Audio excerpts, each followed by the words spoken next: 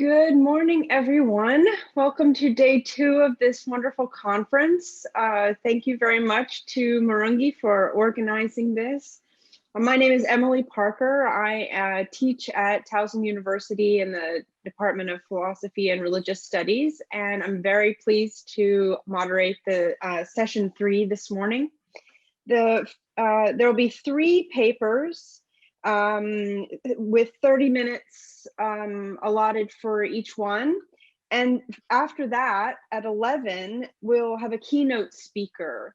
So there'll be 4 papers in all this morning, three 30-minute presentations, and then a keynote speaker as a fourth. The first paper is by Richard Civil from the University of KwaZulu-Natal in South Africa. And the paper is entitled Aesthetic Transformations and the Crisis Utility Value of Art. Thank you, Emily. I don't have too many slides for you guys to look at, but it's probably better than staring at me, although I did choose to position myself with a nice piece of artwork behind me in case you wanted to enjoy that. So just a little bit of a background for you to know that my primary research interest really is in practical philosophy, or more precisely philosophical practice, sometimes referred to, or quite widely referred to, as philosophical counseling, but I prefer not to use this because I find it inaccurate and misleading. While there are a wide variety of expressions of philosophical practice, I think it's possible to create a generalized definition of it, that it's the application of philosophy, philosophical views, philosophical techniques with a view to bringing about or increasing well-being, whatever that may be. I've got several issues with this. So despite the fact that there's about 5 or 6 distinctive ends that practitioners advocate, there appears to be a singular method, which is the Socratic method, which is applied by all of them. And by Socratic method, I really just mean this critical conceptual dialogue that's focused on the worldview of the participants. So that is really the principal technique. And this has ramifications for the role that the practitioner plays in philosophical practice. Now, this struck me as odd because it occurred to me that surely philosophers have a lot more to offer than just the Socratic dialogue. And so that kind of set me on a journey of exploration. I came across the tradition of philosophy as a way of life, and this has kind of consumed my research for interest for a number of years. When I talk about philosophy as a way of life, fittingly for this conference, it's also referred to as an art of living. And this is really about shaping and remaking the self in accordance with a philosophical vision. And with this, the way that one not only relates with oneself, but the way that one relates with the world. So a range of philosophers have been associated with philosophy as a way of life. Some of them maybe might surprise some people, which include Kant, Kierkegaard, Schopenhauer, Nietzsche, Montaigne, Rousseau, Goethe, Spinoza, Dewey, Wittgenstein, Sartre, and Foucault.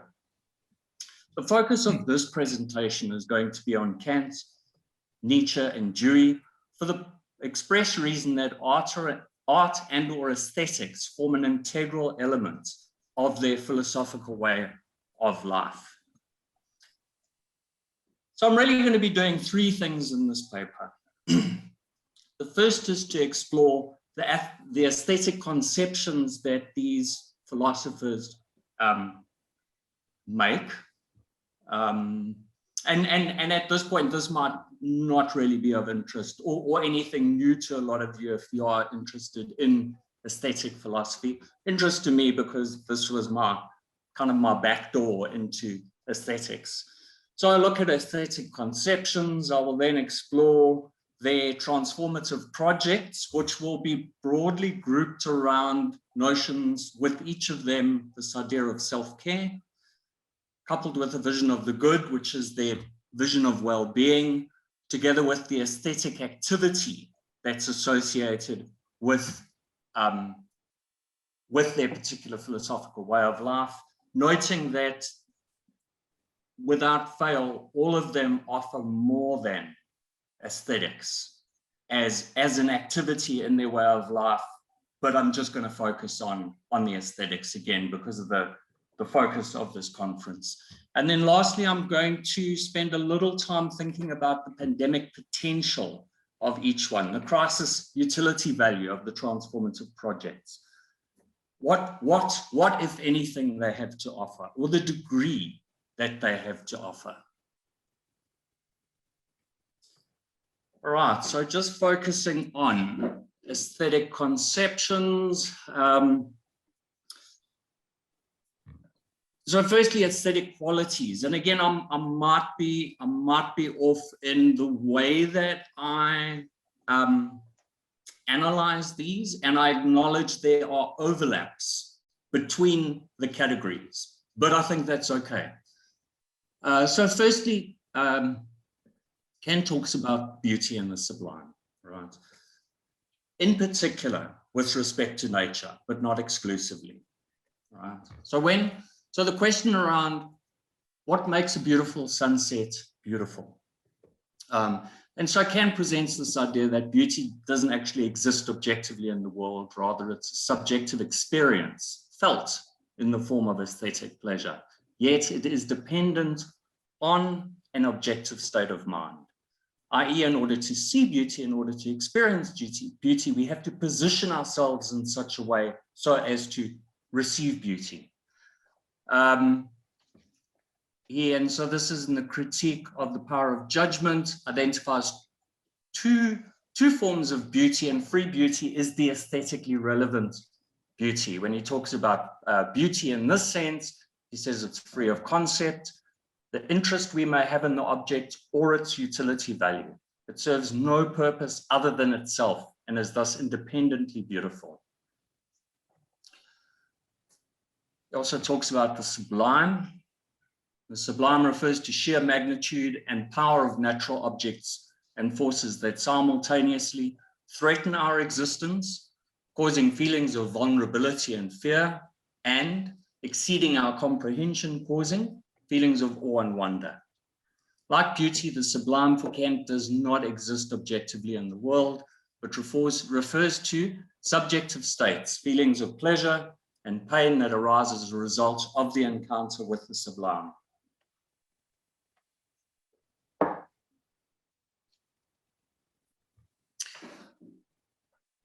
Nietzsche, and I say this with tender hooks because he says a lot. So much of my understanding of Nietzsche's position with art in this respect comes from the Birth of Tragedy. So Nietzsche maintains originally in Birth of Tragedy that the Attic tragedy arises as a result of the interplay between two diametrically opposed but intertwined ontological symbols or archetypes of consciousness. Later in the text, he suggests all art arises as a result of this interplay. And as most of you would know, if you are Nietzschean scholars, so here he's talking about, on one hand, the Apollonian archetype, which represents subjective consciousness and illusion, governed by the principle of individuation. This provides form and structure that gives coherence to a piece of art. The second archetype is the Dionysian archetype, which represents non-individuated consciousness, multitude. This is governed by the principle of disruption and the destruction of dichotomies. This provides vitality and passion to art. So that's just an understanding of what happens with art. But what are the aesthetic products, the objects of art themselves, right? When we look at Kant, Kant is quite clear that beauty in nature is superior to beauty in art. Why? Because art is mediated. by artists, while experience of beauty and nature is non-conceptual, immediate, and undiluted.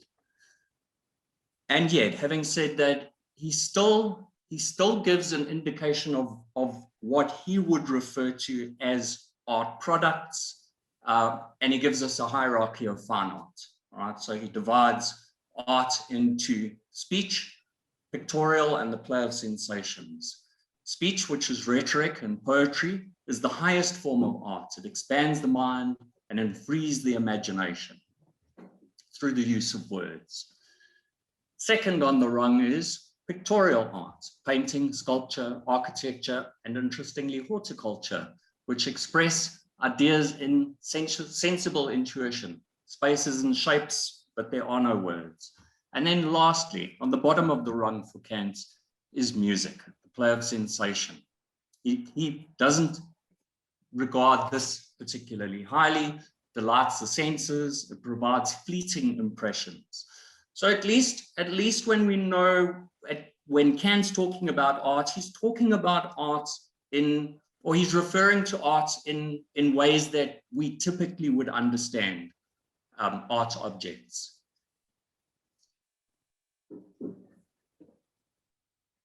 A similar hierarchy is available when we look at Nietzsche's work. Firstly, with respect to art, Nietzsche regards art as the highest form of human activity. He says truly great art is a medium that unifies us, reason and emotion. Right? Since all art is a result of the interaction between the Apollonian and Dionysian principles, it follows that art can be hierarchically arranged according to a combination of these principles. In contrast to Kant, Nietzsche almost flips this around because he regards music as the highest form of art.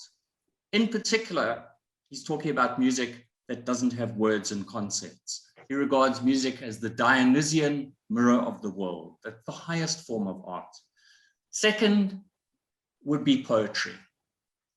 Why poetry? Because it begins with music, which is the Dionysian, but it also includes concept, so it becomes Apollonian. And then lastly would be painting and sculpture, because these are representations of humans through gesture. I would imagine you would include architecture in here because it's solely Apollonian.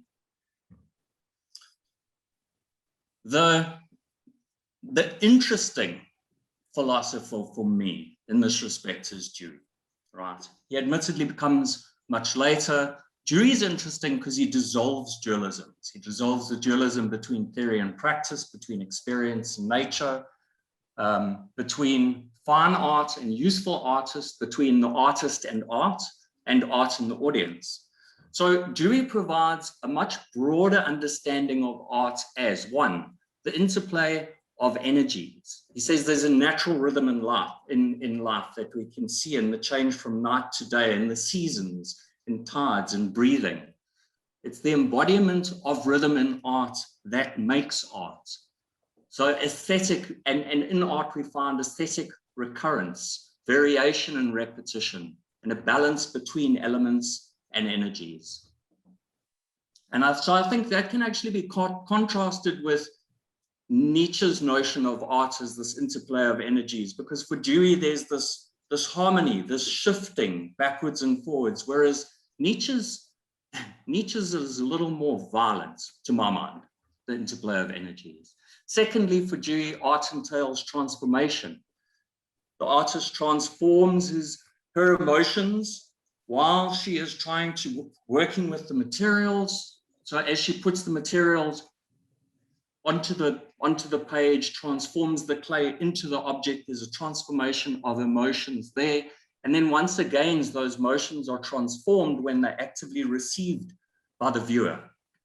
So there's this, rather than thinking of art as a product, art here is a production. It's a process. It's something that spans the entire range of production and reception.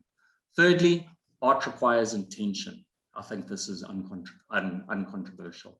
The artist intends to produce a work of art that expresses a particular feeling or emotion, but at the same time, the recipient, the audience, has to intend to receive the art in order to appreciate it.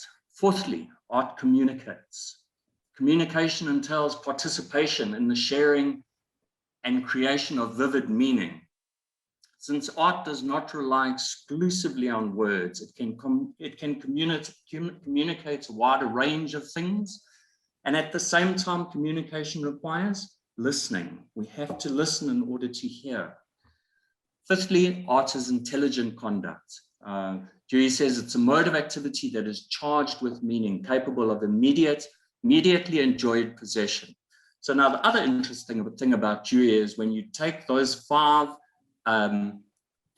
definitions of art, it allows him to include scientific inquiry, democratic living, social planning, or any intelligent action into the domain of arts. And so here Dewey pulls us right out of this conventional understanding of art. Lastly, aesthetic perception. So Kant talks about aesthetic judgment. He regards aesthetic judgment as the judgment of taste as the appropriate way to encounter beauty and the sublime. So having an aesthetic judgment entails adopting a perceptive stance that's characterized by disinterested interestedness, right? That we take pleasure in something because we judge it to be beautiful rather than judging it to be beautiful because we find it pleasurable. That it is universal and necessary. Beautiful things possess subjective universal validity. It is an intrinsic part of the activity of such a judgment that we expect others to agree with us. And lastly, an aesthetic judgment requires purposiveness without purpose. Beautiful things should affect us as if they had purpose, although no particular purpose can be found. Dewey talks about aesthetic experience. For him, experience is this interaction and penetration of nature. You cannot separate experience from nature. For him, he talks about the pattern of experience as both active and passive. There's a doing and an undergoing. We act and are acted on. And it's this pattern of experience, this doing and undergoing, that provides opportunities for growth. We fall out of step with the natural rhythms of the world. We catch ourselves, we adjust, and we recover, and we carry on. And that is that dance, that rhythmic dance.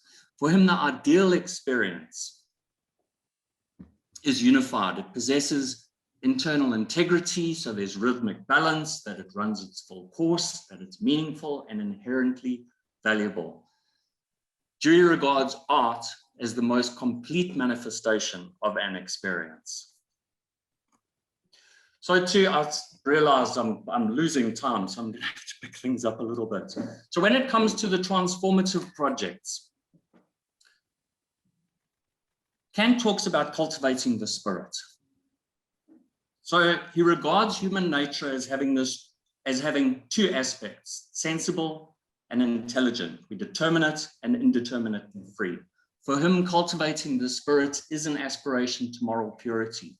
We free ourselves from the sensible, from the inclinations and passions, and we use our intellect, our reason, to direct ourselves. Right? This is guided by the vision of the good, which is for him is autonomy. And that entails harmonizing our will with our moral ends, the capacity to set our own moral laws independent of particular ends and personal interests. The role of art, for him, for Kant's aesthetic judgment and appreciation is integral to this process of moral purity. It's the bridge between practical and pure reason. It provides access to moral concepts such as autonomy and the moral good. It helps develop moral judgment because aesthetic judgments and moral judgment are almost the same, and it attunes us to moral feeling.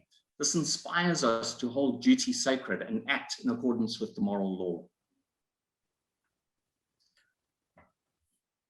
Nietzsche endorses a project of self-creation. For Nietzsche, self is a plurality of fragments and tension, a multiplicity of character traits, actions, and desires. His notion of become who you are really entails this a process of grouping some of the multiplicities together to create a unity. But this process never ends. So we're constantly combining multiplicities together in different patterns, resulting in different unities.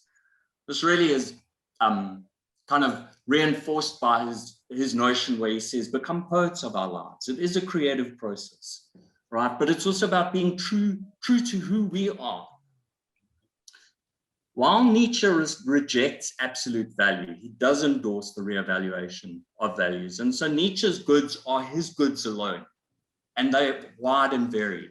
Power, life, health, strength. These for Nietzsche are what embody well-being, right? So for Nietzsche, becoming, the process of becoming is the aesthetic phenomenon. It's not something that we do or look or show onto the world. It's what we do to ourselves. And so there's this pattern, this interconnected pattern of existing that entails the denial, the affirmation, and the transformation of one's ordinary consciousness. Lastly, Dewey. Dewey endorses a process of self-reconstruction. For Dewey, self is nothing other than a habit. Intellect, emotions, beliefs, values, behavior, these are all habits. They become entrenched. We start to identify with that habit. That's who I am. So his project is a project of self-reconstruction. It's the realization of personal potential by developing and harnessing our capacities and dispositions with a view to improving ourselves, to making ourselves better. Dewey's vision of the good is growth. Growth is internal and external. Internal growth is developing new capacities and dispositions. External growth is about improving our situations by addressing problems. Problems happen because we're habitual. We think this works for us, so we carry on doing it, and then it stops becoming effective. So for Dewey, having an aesthetic experience is integral to the process of detecting problems and resolving them. How do we detect problems? Not through intellect. We detect problems when we fall out of step. We feel like we're falling out of step because the world loses harmony. Somehow things are amiss. That nice flow and rhythm is gone. How do we know when problems are resolved? Because that sense of harmony, that sense of fit comes back. The aesthetic experience is also implicated in the problem-solving process itself. Lastly, the question of the pandemic potential. All right, so I regard, and there are many ways that one could look at it, but I regard the pandemic as a social phenomenon. It's a social phenomenon because we are social beings. It spreads because we congregate, we communicate, we touch, we hug, we laugh together. It spread because we travel.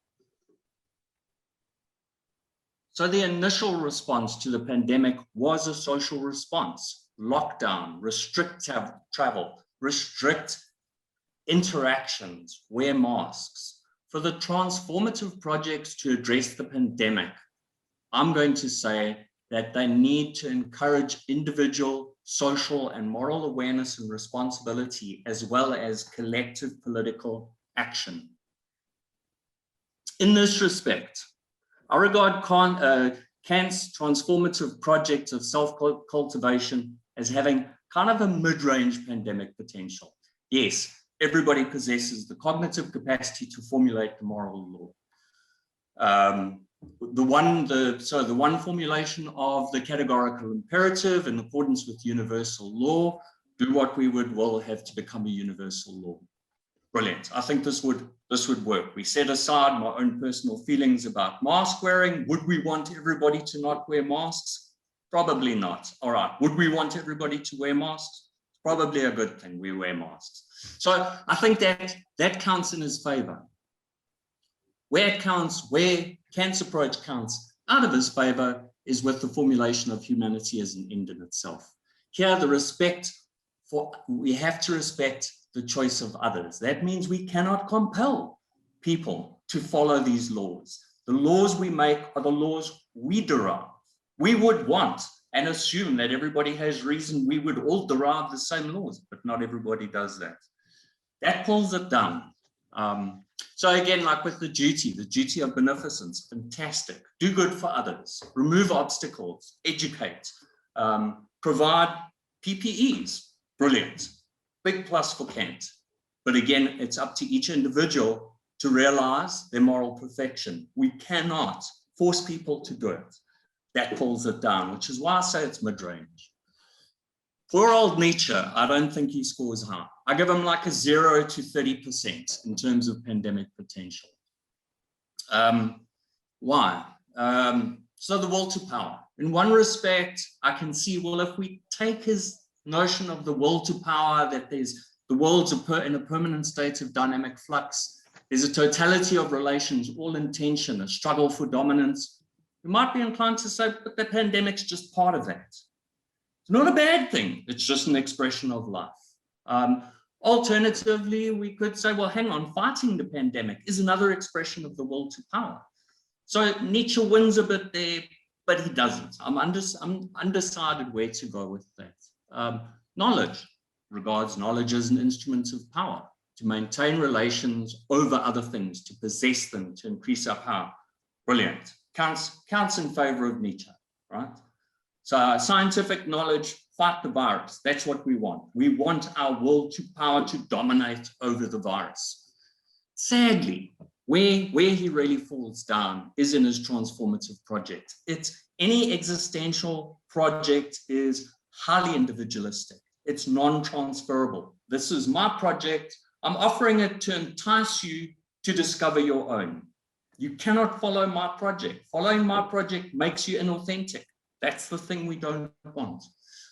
So it's highly individualistic and non-transferable. Nietzsche, I regard Nietzsche as asocial, right? He wants people to, so he's separatist. The herd. Move away from the herd, all right? So while he affirms a community of powerful individuals, because that's important, right? He seems to have disdain for regular social frameworks. And so that makes him separatist, not a game player. Added to that, I regard his approach as amoral. He has disdain for herd mentality, all right? He encouraged the revaluation of values. And so Nietzsche then, I would imagine, would contravene social moral laws, right? Pulls them down, which is why I regard him as low. Dewey, high. I reckon 100%. Why? Because he says self-reconstruction, because self is a social product. Self-reconstruction requires social reconstruction. It's about the realization of social potential in the form of increasing general welfare and improving community of life. Brilliant. And he encourages citizen involvement and participation. Brilliant. Education is an integral element of social reconstruction. Go Dewey. Problems are his primary thing. That's what he wants. Social problems. Let's identify and fix them, not personal problems. Brilliant. So he focuses on identifying social problems, and he provides a method of inquiry to solve those problems. Dewey scores high. In conclusion, so there are degrees of pandemic potential. Dewey has the highest pandemic potential, and yet sadly, he has the least conventional understanding of art. He includes many more things into the sphere of art than what we typically understand or accept. While Kant and Nietzsche score lower in the pandemic potential range, I don't take it as an indictment against their visions of art. For Kant, it's his epistemological idealism that gives him that particular vision of human nature in combination with his teleology that leads him to endorse that vision of the good as autonomy. That's where the problem lies with Kant. With Nietzsche, really it's his metaphysics, the will to power that lies at the heart of his transformative potential. His lack of political dimension, and this is his asocial and amoral elements that lead to him being what I regard separatist and anarchic. So in conclusion, I would say art is relevant to the pandemic, and yet its relevance depends on the transformative project that it is offered in, and the philosophical system which underlies it. Look at that, half an hour. Sorry, Anna, I've realized that I've left very little time for questions. No, you've done well. Timing is just right. Thanks so much. Really important project, really very interesting, encouraging us to think about the pandemic potential of each of these thinkers. We'll now go to next paper. This is by John Marungi, who needs absolutely no introduction to this crowd. John Marungi is, of course, professor at Towson University and has organized this, is organizer of this conference. And his paper is entitled Vocation for a Work of Art in the Time of Pandemic. Thank you, Emily.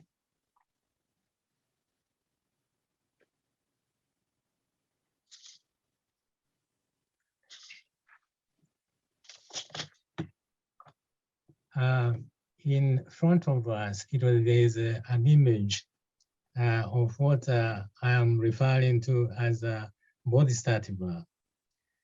This image, in a sense, is one of the sources of my inspiration. As I look at it, I see botany here, I see ecology here, I see environment here, I see nature here. I want to suggest that one way of experiencing this image is incorporating what appears to be behind it. What is behind it is not really behind it, it is in front of it. That's how one sees this. And I was thinking about this image. It just occurred to me how interesting it would be to have a botany class, that is Buddhist in nature. To have a botany class or an ecology class, a course on environment, whose core, whose heart is Buddhism. And I'm using Buddhism here very, very generally. This image, can be seen at the heart of the Congo, in the middle of Africa. It can be seen in Amazonia. It can be seen in Alaska, in Iceland, everywhere where there is a piece of a territory of even the clouds. This image, takes us there. With this as a background that again inspires what I'm going to say. Let us now turn to the topic, the theme of my presentation. In the symposium, one of Plato's dialogues, friends of Agathon get together at his house and all agree that each should make a speech in praise of Eros. Although Agathon is a parent host, ultimately, the real host is Eros itself. It is what brings them together. It is present in its absence. Analogously, let us imagine ourselves gathering, not in response to a call by the organizer of the conference, but as guests of the work of art. The work of art is our host. It is what brings us together. Ultimately, the work of art is the origin and the inspirer of what is said by any one of us, especially in this particular conference. I say analogously, in a sense, I don't believe in analogies, in analogs. There's something quite erotic about the work of art. And what is said about Eros applies distinctly, essentially to a work of art. Let us imagine that we are in the presence of a work of art. In its essence, a work of art presences. It has something to say to everyone, provided that everyone has an ear for it. This is the case in whether we are or are not artists, whether we are or are not presenters. A work of art bridges the separation. This is one of my definitions of art. How this is the case is not self-evident. Nothing about the work of art is self-evident. There is always more to what we perceive and to what we say, more than what we experience. It is in this way that a work of art presents itself to us. If this is not self-evident, let us imagine a work of art as exhibiting itself in an ever-receding horizon. It is never wholly present. A work of art is seductive. Let us not resist this seduction. Let us joyously embrace it. If a work of art tempts us, let us not pray not to fall into the temptation, but unreservedly and joyously surrender to it. Let us get together and delight in our togetherness. A work of art demands this of us. Our presentations are in the context of the current COVID-19 pandemic. This pandemic too brings us together. At the present, we are in the midst of the two interconnected togethernesses. What is said about the work of art sheds light on this pandemic. The interconnection is painfully problematic, but let us not forget that all pain is not painful. All pain is not painful. When so many people have died from COVID-19 virus, when so many people have contracted it, when so many people's lives are under the fear of contracting it, when so many people are suffering from it, when so many people's lives have been disrupted by it, is this a proper time to talk about the work of art? And there are more compelling reasons why our focus on the work of art should be set aside, so that we can attend to the urgent and compelling needs that have emerged, from the onslaught of the pandemic generated by this virus. Is a work of art not a luxury that we can put aside temporarily until the threat of this virus has been eliminated or its impact on life has diminished? What is the vocation of art at a time of the pandemic? The cluster of these interrelated questions cannot be adequately addressed without an understanding of what the vocation of work of art is. This understanding rests on a pre-understanding of what a work of art is. This is primarily because what a work of art is determines its vocation. And conversely, the vocation of the work of art determines what a work of art is. It may be tempting to look up to the artist, for answers to these questions, but this temptation should be resisted. It is not clear why answers to these questions are to be sought, from an artist. It is not self-evident why the artist ought to be privileged. What is privilege is the work of art. The artist is subject to a work of art. It is the work of art that is privileged, and in being so, it is thereby privileges the artist. In illuminating the vocation of the work of art at the time of pandemic, necessarily, I ask for your assistance. Hopefully, the assistance will be freely offered. What is extracted by compulsion offends what is essential about the work of art. It offends what is organically and holistically essential about it. There is an African saying that one hand cannot cover the sky. It is this belief that is embodied in the concept of Ubuntu in African philosophy. Doing things together defines what we are as human beings. Ignorance of how to do this testifies to a defect in the way we express and understand ourselves. We pose the question regarding the vocation of the work of art at the time of the pandemic. I say we, in quote, because I believe this is the question that ought to be raised by all of us, if only because radically understood, it is about all of us. The pandemic we are facing today bears on all of us. It is our pandemic. I want to underline our, there. The extent to which this is the case is not obvious. The court of individualism unleashed by modernity, still serves as a powerful disabling force on our perception and on our understanding. The depth and the range of our experience remains confined, quite restricted.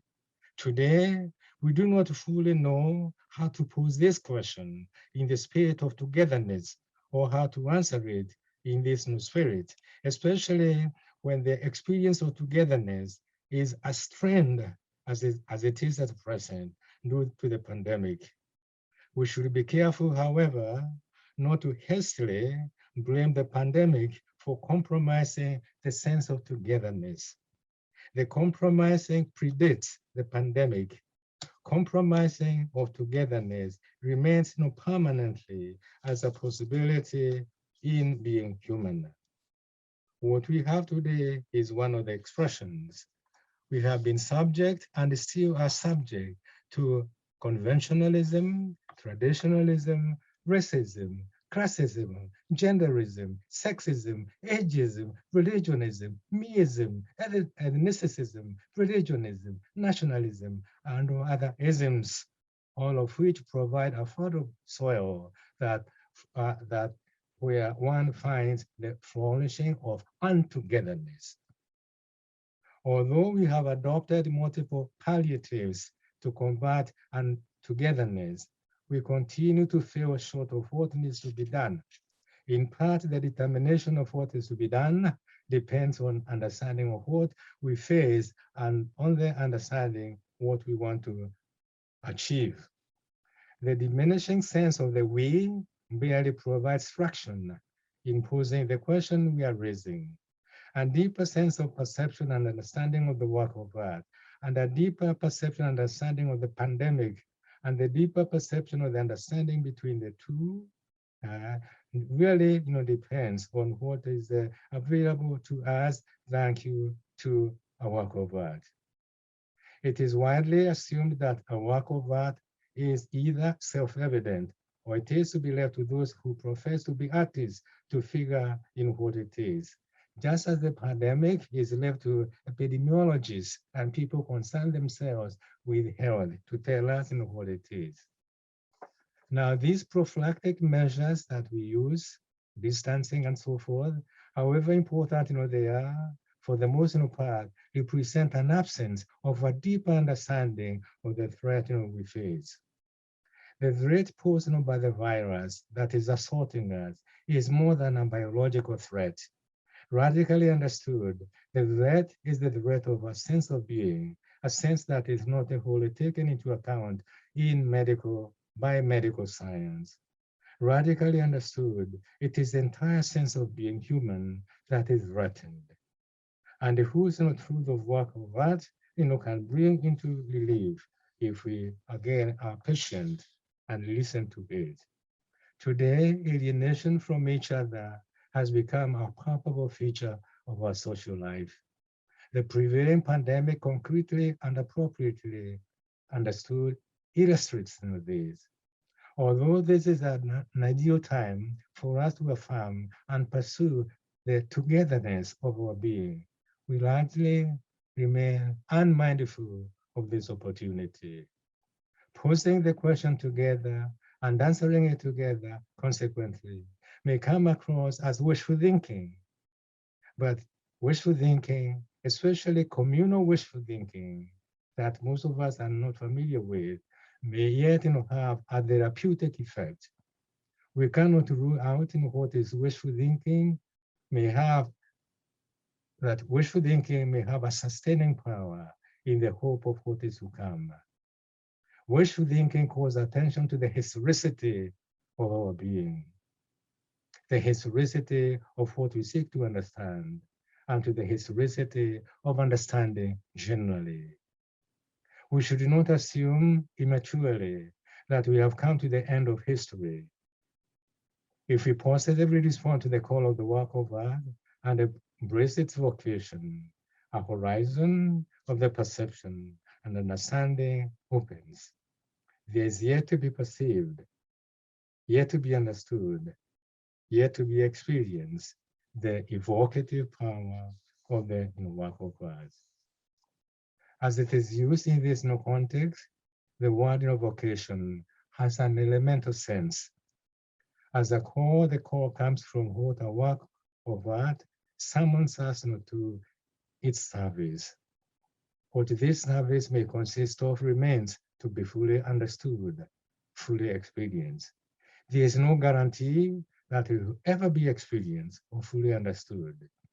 It is a service that is illuminated by the work of art. But let's again experiencing what this work is a work of. We cannot divorce ourselves from it. There's something autobiographical about the work of art. Great work of art, each one of them speaks directly to each one of us. None of us is an outsider to it. In the same sense, we have to approach the pandemic. This pandemic has not been contracted by others. It is not the thousands of Indians today who are suffering from this. This pandemic is a pandemic of our being. We should be that close to it if it is going to register concretely to us. I want to spend a minute talking about the artist that I refer in my paper as a he or a she. As a creation of the work of art, strictly speaking, the artist is gender free. Even in gender, there's genderlessness. Accordingly, when the artist is qualified as a he or a she or as they, the qualifications either are out of place or are subsumed under the work of art, they blend into the work of art. Singularity and differentiations are inescapable sites for the constitution and the disclosure of anonymity. In themselves, however, they are fluid, they are multiple, but are so in the context of anonymity. The anonymous is inescapable. It is not without a name. It is named. The anonymous is also a name, and is the source of naming. Naming points back to its source. It is named.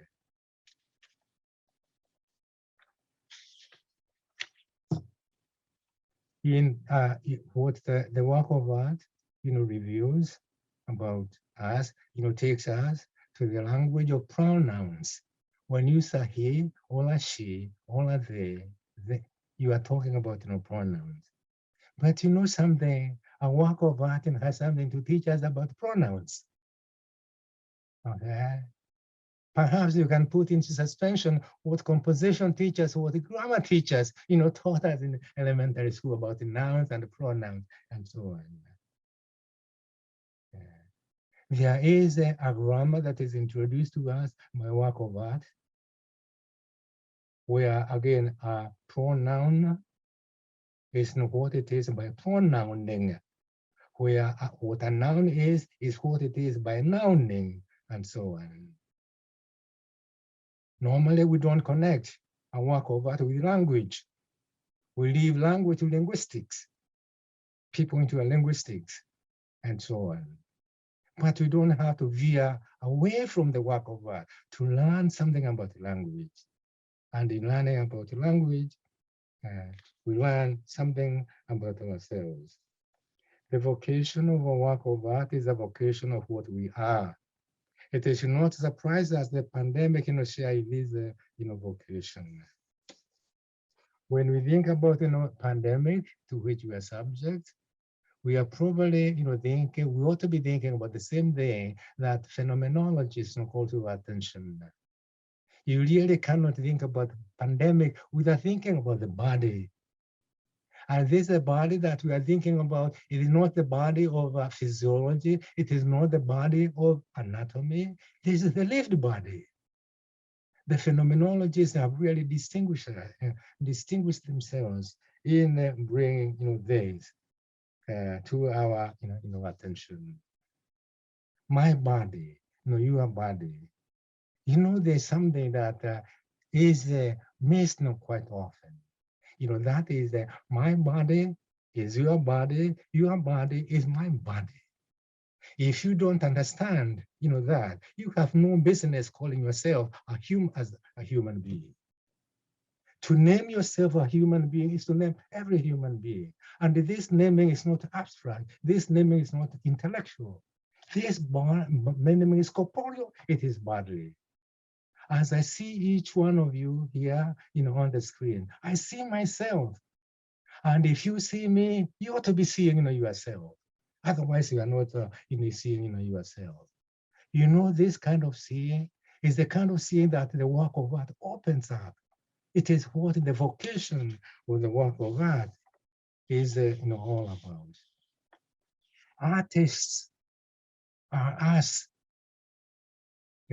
One of the major artists in our presence is Fran Bull, an artist. Some of us may have seen her, but you may not have seen her, and so on. To see Fran Bull as an artist is to see each one of us. And this applies for those people in philosophy to philosophy itself. A philosopher, contrary to what some people think, is an embodied being. Philosophy takes us to corporeality, to bodiness. Again, Mama Ponti, a name that we have heard from Glenn and from others, plays a prominent role in calling attention, to our body. Again, the vocation of the work of art is the vocation of being a human, not being a soul, not being an intellect, not being a spirit, but being the you, the me, the us are corporeally palpable. Corporeally, palpable. Corporeality, bodiness. Isn't it where the pandemic takes us to? The images that you have seen on the screen or in hospitals and so on, these screens, in one sense, are the screens of us, the screens of our embodiment. Let me mention something, one or two things here. We cannot avoid the fact that the pandemic terrifies us. I don't want to be a victim of COVID-19. I don't want this virus to get me. I'm afraid of it, and I'm not alone. But as we know, that in the living world, there's more to life than fear. What is more to life is what some people think about dread. Dread. There is a Danish philosopher by the name of Kierkegaard who made a radical distinction between fear and dread. In dread, one knows not where the dread is coming from. One is overwhelmed. It's everywhere. Now, dread itself can be an eye-opener to who we are. It's not something negative. It is something very positive. I want you to imagine again the context of Sophocles, who wrote the Oedipus plays and so on. Here, poor Oedipus is assaulted from left and right. He thinks that he can do everything possible to avoid but eventually he's not successful in avoiding it. Could it not be the case that in the fear raised by the pandemic is ultimately the fear of mortality, the fear of death? I am not going to be here tomorrow and forever. You are not going to be here tomorrow and forever. One can be more terrorizing, than that. What can be more terrorizing than that? Okay? But again, here, I'm really, talking in a humble way, as a voice of the work of art. The last thing that I want to say, okay, is in reference to Billie Holiday. Some of you are familiar with her. Billie Holiday made sung a famous song. I'm not going to sing that song. I'm just going to read, that, song, because my my voice is gold and nobody can afford it. So I'm just going to read this. Southern trees bear strange fruits, blood on the leaves and blood on the at the roots.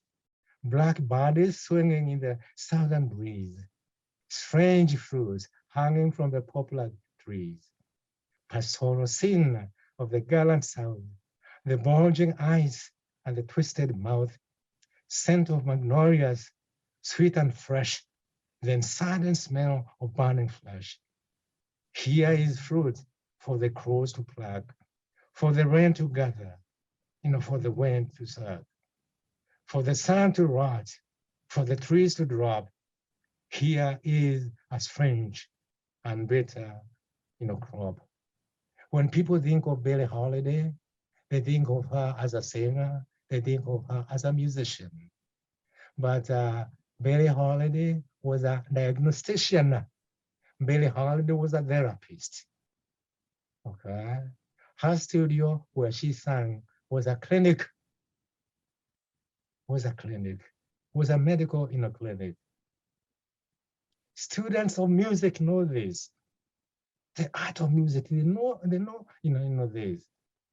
They know that there's something medical, pharmaceutical about music in itself. And to be a musician in this sense, you don't have to go to Johns Hopkins Medical School, Harvard Medical School, University of Pennsylvania Medical School, the leading medical schools in Europe. You don't have to go there.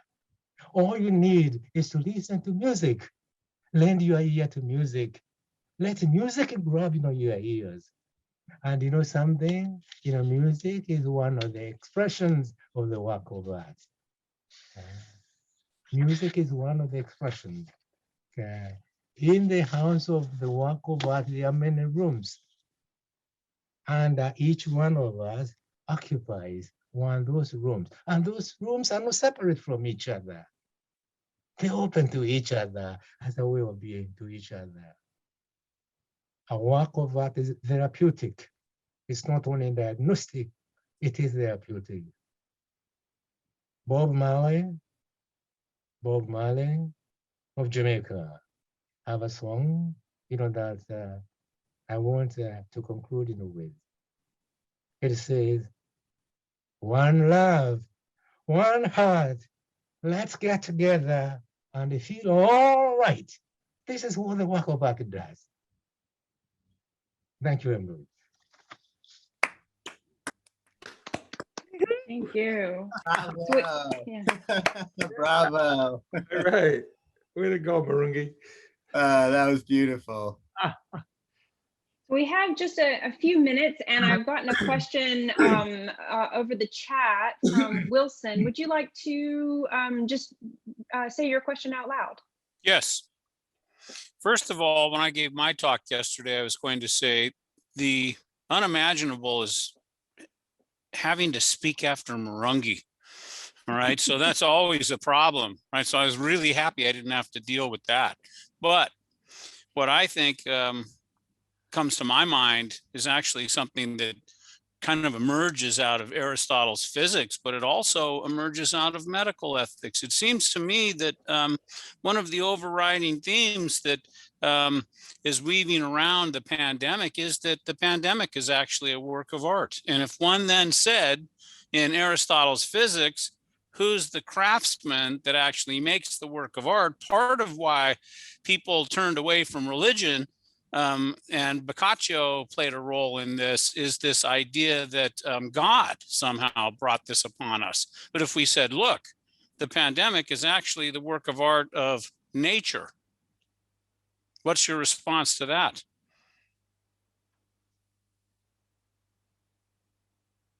I'm glad I wasn't asked that. Yeah. Is the pandemic a work of art? Of course, and the artist is nature. Yeah. That is a question actually that I addressed in the part of the paper, and I did not read that, to you. And one of the things that I brought up in the passage we are discussing this particular question is how astounding it is almost obscene to think of a pandemic as the work of art. Okay, you don't think of it, that way. Something, that is so terrifying, something that generates no dread. How could it be associated, with the work of art? Again, to raise that, question, what is inescapable is that we have to understand what a work of art is, and we also have to understand what the pandemic, is. What I do in that particular section is call for us yet to be psychiatrists, psychoanalysts, who are going to venture into the domain of the pandemic, so that they can give us the kind of interpretation that is needed. I think that if we pay attention to what an artist does, that is the question that we are raising is the question that is the homework of an artist. That's a homework of an artist. But again, remember what I said about the artist. The artist, because he or she is an artist, is still one of us. It is a question that each one of us has to answer. You, Richard included. This is not a Morongi question, and it is not a question that is any one of us. It is a question, that all of us have said, we have to reason together in the spirit of togetherness, in the spirit of oneness. Thank you. Really great discussion. I think in the interest of time, we'll move on to the next speaker, but I encourage everybody to use the chat. Maybe you already are, but the chat is a great tool that we don't normally have, but we have it now. So please feel free to use that chat to send questions directly to people. The conversation is so wonderful. But in the interest of time, let's move forward. The next speaker is Ko Jin Young of Towson University, and the title of Jin Young's paper is The Great Rest of Aesthetic Venues During the COVID-19 Pandemic.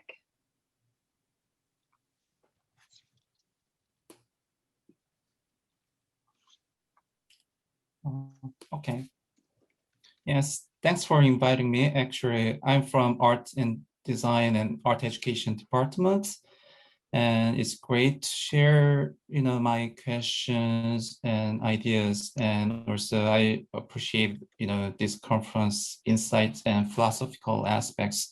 And I'm an artist, and also I'm an art educator, and also it's great, opportunity to share how I experienced my exhibition or my questions, during the pandemic. And okay, the title is The Great Reset of Aesthetic Venues During the COVID-19 Pandemic. But, since we have, less than 30 minutes, it's not possible to share every, examples, but just, I'd like to share more, experiential aspects as more empirical, ideas, what I, questioned during the pandemic as an artist. And also, just, we shared our work through online, while the galleries and museums closed. And also I'm teaching arts through, Zoom meetings, and also it's very new. And also I adopt, we need to adopt this situation, but, there are so many research, how it impacts our, normal life. And also it, changed our normal life, and then also how we think about the aesthetics in the 21st century, and also how the pandemic, changed it or influenced it. Also, I finished my doctorate in New York, at Columbia University 2 years ago, and I'm still receiving this kind of email. I need to register, as a New Yorker, and still, during the virtual society or online community, and just society is asking me to register as a New Yorker, even though I'm not in New York City. It's kind of very confusing, where I am and where we are, and also, of course, I never met my students for 1.5 years, and also, even though I'm in Maryland and Towson University and as an art assistant professor, but I'm in a virtual space every day, and I never met any students and on campus, and also that's the interesting point. And when I start my questions during the pandemic, and what's the art and beauty, and then also COVID-19 pandemic impacts the social cultural aspects, individual lives and perspectives, and is it cultural or individual? And when I appreciate artwork in museum and also on websites, what's the difference is between the experiences, in museums and on my computer. And I tried to search many, exhibitions and artwork during pandemic because I can't visit museums and galleries. But I see very, interesting details and new approach of, exhibitions and museums. And even I can see more details, even I'm on computer like this. For example, this is a ceremonial seats from Turks and Caicos Island, but if I visit museum, it's hard to see very detailed, and close-ups. But I see very, close up the scene, the image and the cracks, but I can't feel some aspects, and I was curious how I can evaluate the differences between the experience. And the quality of beauty or art is largely thought of as being based on subjective feelings that differ from person to person. But is beauty really judged differently by different individuals? Is it merely in the eye of the beholder? But it's kind of, we share some collective, definitions about art and contemporary art, and also we designate some, period of art like pop art or, the impressionism. And just also, for example, American land artist Robert Smithson declared himself as a geological agent in 1972. At the time, many philosophers and, writers, they, use site-specific art for this project. And also Smithson's Land of Arts, its Spirosity articulates human relationships with environmental transformation, and of course it influenced a lot of artworks and impacts a lot of contemporary artists after this one. And like this pandemic or this kind of virtual social experiences will also impact some aspects of museum and definitions of art. And for example, when I visited Louvre in Paris, but I want to see the Mona Lisa painting, but I can't see the details like this in distance. Maybe you visited Louvre in Paris before, but if I visit the Google, arts and culture, I can, search Leonardo da Vinci's work, and I can close up an image with very, subtle, brush stroke or drawing or notes and writings on computer. Even I visited the Louvre, but it was not possible. Also, it's very, close-up shot of, Van Gogh's Starry Night through Google. For example, I can share example through the website.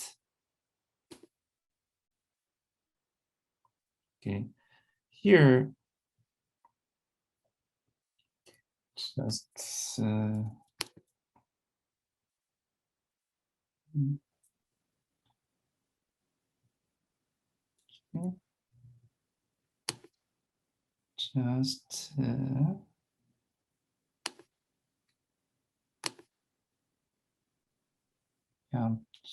I want to share how I experienced through the website. This is the Google Arts and Culture. I see the cracks and brush stroke and even texture of the canvas. Also, I can see the bigger portion, whole frame of the painting. Also, I can see the details. I visited MoMA many times, but I never seen like this details with the paints. You see the cracks and details and texture under this painting, and it's very interesting also point to see and observe how Van Gogh brushed and painted in this way and also expressed these ways, and etc. And also here's the Leonardo da Vinci's artwork. I can also make it much bigger to see very small details of the notes, even some mistakes or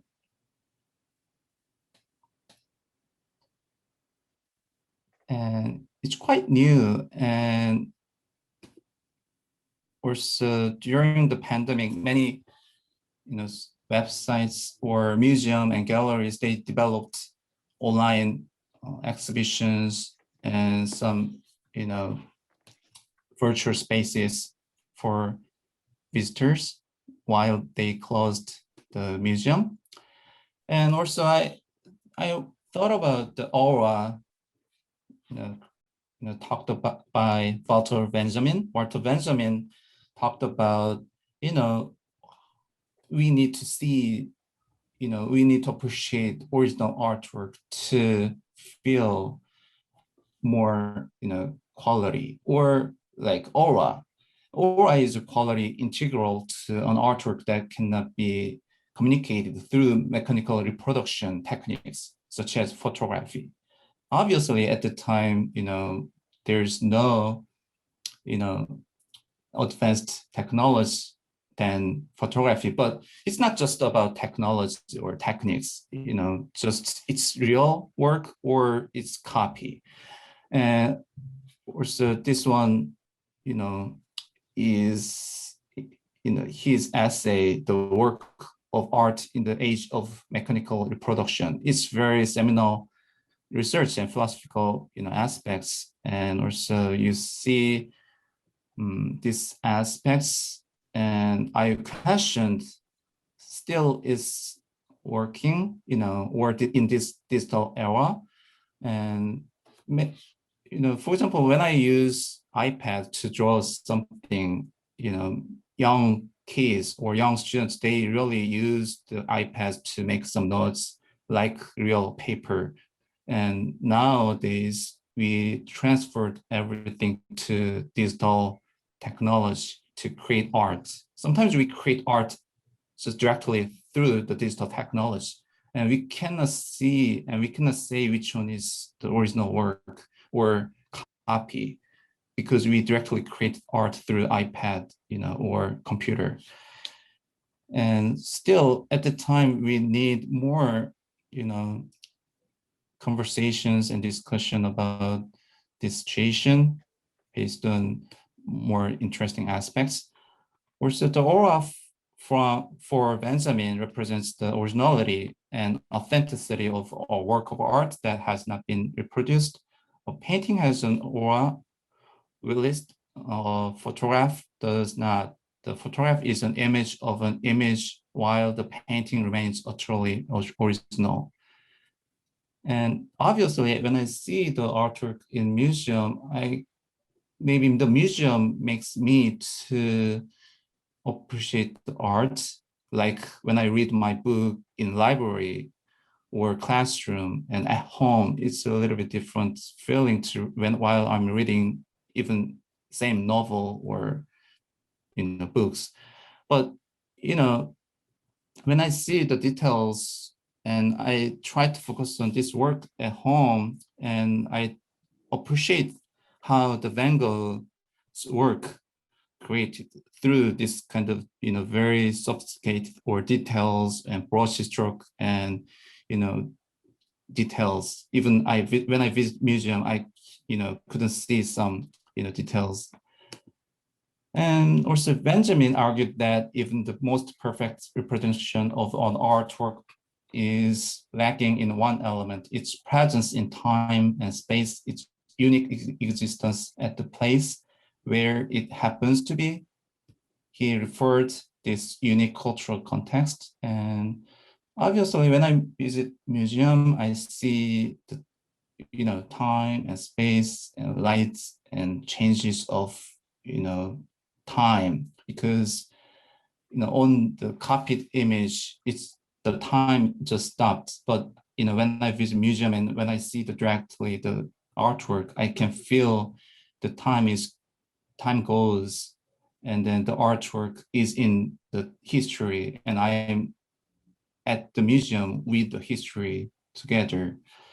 And also, while time goes by, the artwork is also changing a little bit while time goes.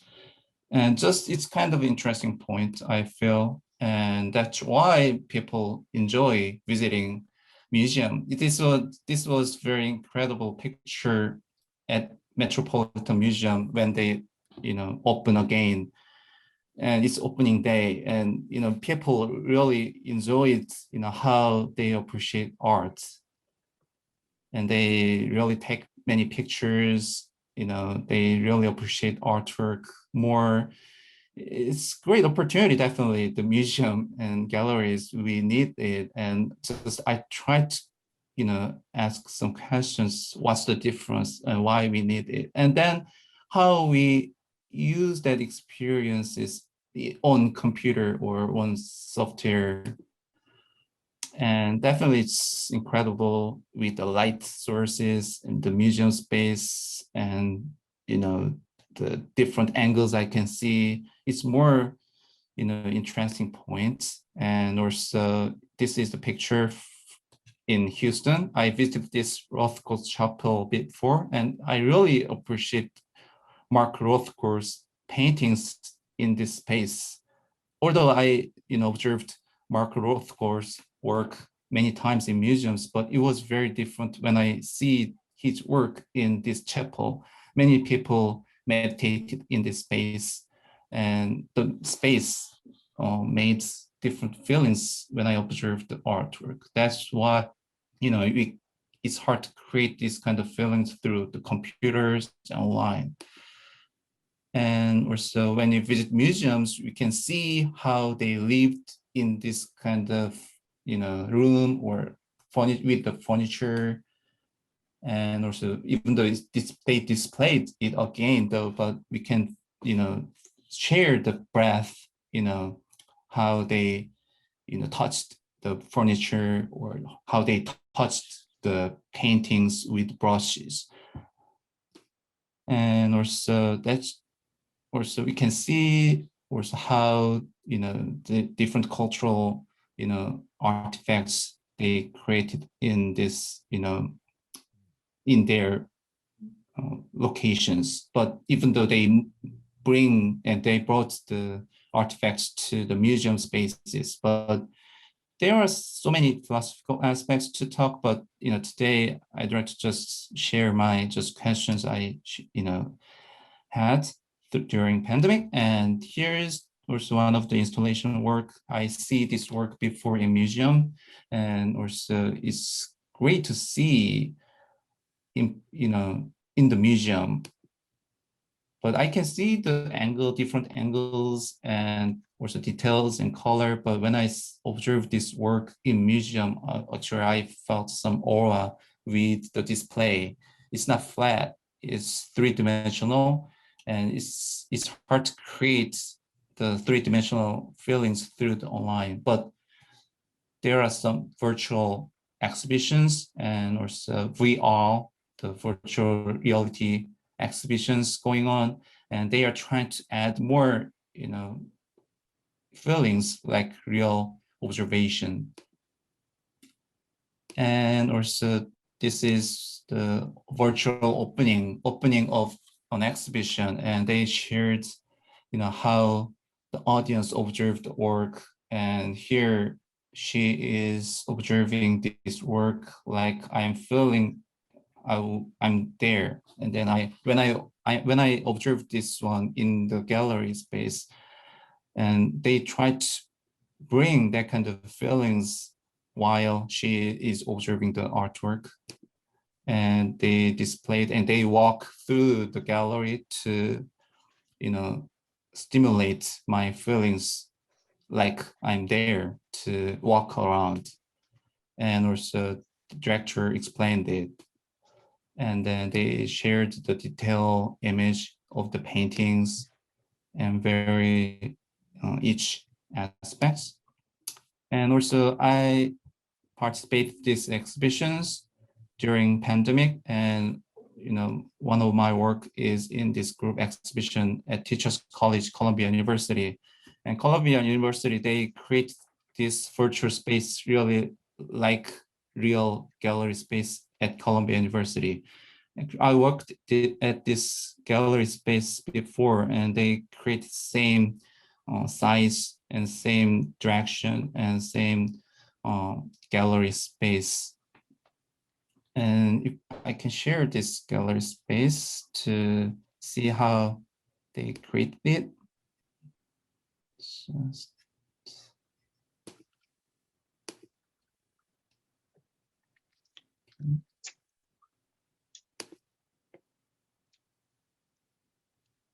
okay, when I open this one, also, it's great to see how many people observed this gallery, because when I exhibit my work in gallery space, I don't know how many people came. But when I see this virtual gallery, I see 1,867 people observed this gallery exhibition. And then here's the title, and also I can go. Yeah, I can go through this gallery by clicking and just walk around.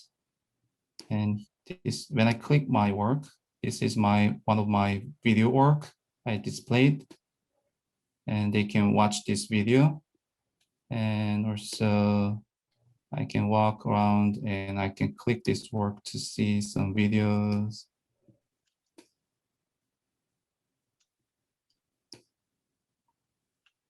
Because when they provide the video, they create the direction and they create the perspective to see the artwork. But in this virtual gallery, I can decide how I see the work and how I observe it in different angles. And also I can walk and I can feel like I'm working there. And also,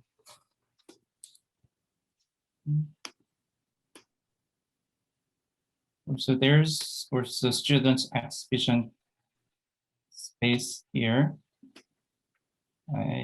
Here, and you see the students exhibition in this gallery space, because it's free space for students too. And then more it's inclusive exhibition, because we can invite some marginalized people or young students to share their work in gallery spaces together. And for example, he wrote that my octopus is trying to find food I made him from foil paper with 8 skinny legs and a big head. You see the aluminum foil sculpture here. And they proudly share their work through online and exhibition. Here's the students' favorite pet and more creative work. You can put some three-dimensional object with artwork. Yeah, this is one of the valuable aspects, because they usually share their work on the bulletin boards in classroom, but they create their artwork through the online space. Because this opportunity is very significant, because this is one of my work in Philadelphia Museum of Art. This is a permanent collection, but when you see my name and title, but you see this is not currently not on view, because many collections, many artwork is not in the display. It's not on display. More than 90% of collections in a closet or somewhere else. But if museum creates their online spaces with their collections in different ways, and people can observe and appreciate more artwork that is not on view, because we have very limited opportunity to see very limited, very famous artwork in museum, because many people like it and love it. It's because it's popular to drag audience to the museum, and they sometimes ignore different and diverse voices in many artists. And also online space, there's no limited space, and they can put all of their collection through online. Like my work is on this collection section of Philadelphia Museum of Art. And also, although this work is in their closet or somewhere else, but I can see my work through online. And also this is very valuable benefits through it. And while the pandemic pushed museums and galleries to utilize online space for viewers, and that's kind of benefits. And also, but there's still a limitation how we feel more diverse feelings like we are in museum, but still they are trying to add more three-dimensional and virtual spaces to appreciate artwork. And also definitely we need more interesting approach. And also philosophers also support the ethical philosophical foundation for while society is changing with virtual opportunities.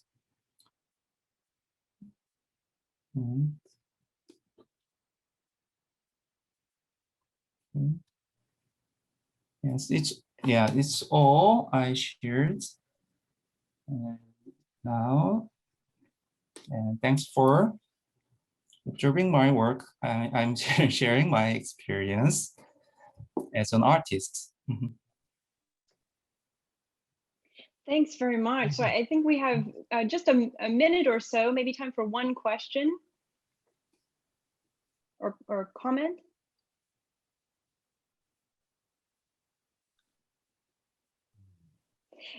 Yes, Bongre.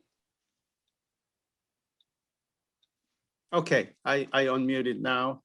It's such a wonderful presentation, especially in this time of pandemic.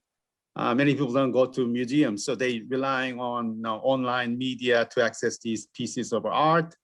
I think you mentioned a little bit towards the end of your presentation that the museum shows a lot of pieces, but many pieces are behind the curtain. They acquire a lot of pieces, but they don't actually display those. I think in that case, the museum manager or curator's role is critically important, because they select those things and they show those things to the audience.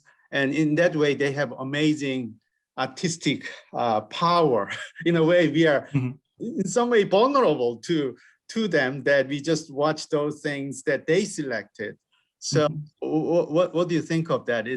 I don't think, I don't put museums in the kind of political frame, but it's critically important for curators to see and select those pieces. So do you have any ideas and thoughts of how they do their jobs of selecting those? Yes, that's great, comments. There's definitely institutionalism with the powers of this, because the museum and the institution, they select with their power. And also, for example, Guggenheim Museum, they have committee, and the many committee, they think about the sponsors, and the sponsors, including big galleries, and also with some companies, they select also artists, and also there's some connections between the companies and big galleries, how they sell their artwork. And when they have the exhibitions in museum, they can sell the artwork more expensively. And there are so many connections and powers of institutions, and definitely there's philosophical conversations and discourse we need to support how we can partially break the institutionalism. And because it's not sometimes fair, but sometimes it's fair, and definitely there's some power, but also some artwork is not popular, and people just follow more popular artists. But sometimes we need to appreciate more diverse artist work, but many artwork just is disappearing, while just observing very famous artwork. But also the museums, they don't rotate their work a lot because they share very, similar artwork again. And just, definitely there's, some conversations we need. Thanks for asking that. So we'll now begin the next talk. Thanks very much to the three speakers this morning. It was a really amazing 3 papers in a row. The next speaker is our keynote speaker. And I believe Professor Sodre, are you ready?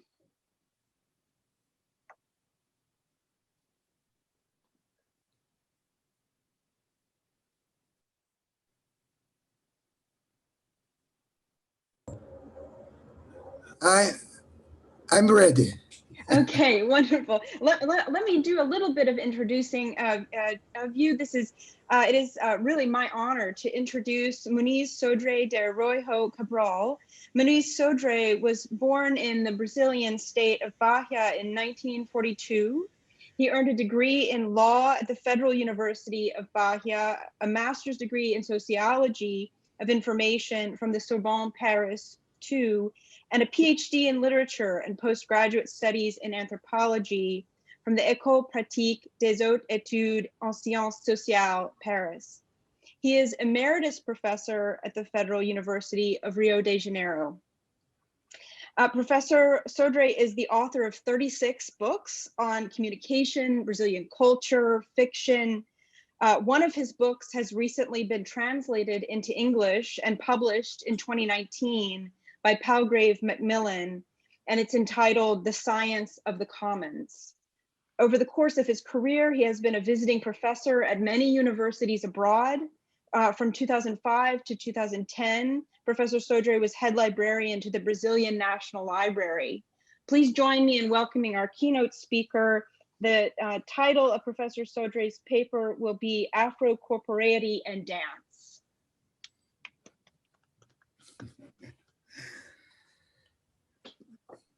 May I start? Yes. May I begin? Yes, please. Yes. Welcome. Thank you.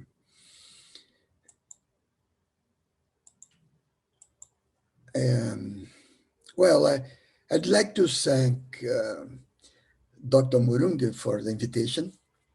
I'm very pleased and very honored to be here. I'd like to start with quoting an Africa saying, which I read in Dr. Murungi's book about African philosophical currents. He quotes, I have no knowledge of where I'm coming from or the knowledge of where I'm going. This I know, I'm just going. I'm just going.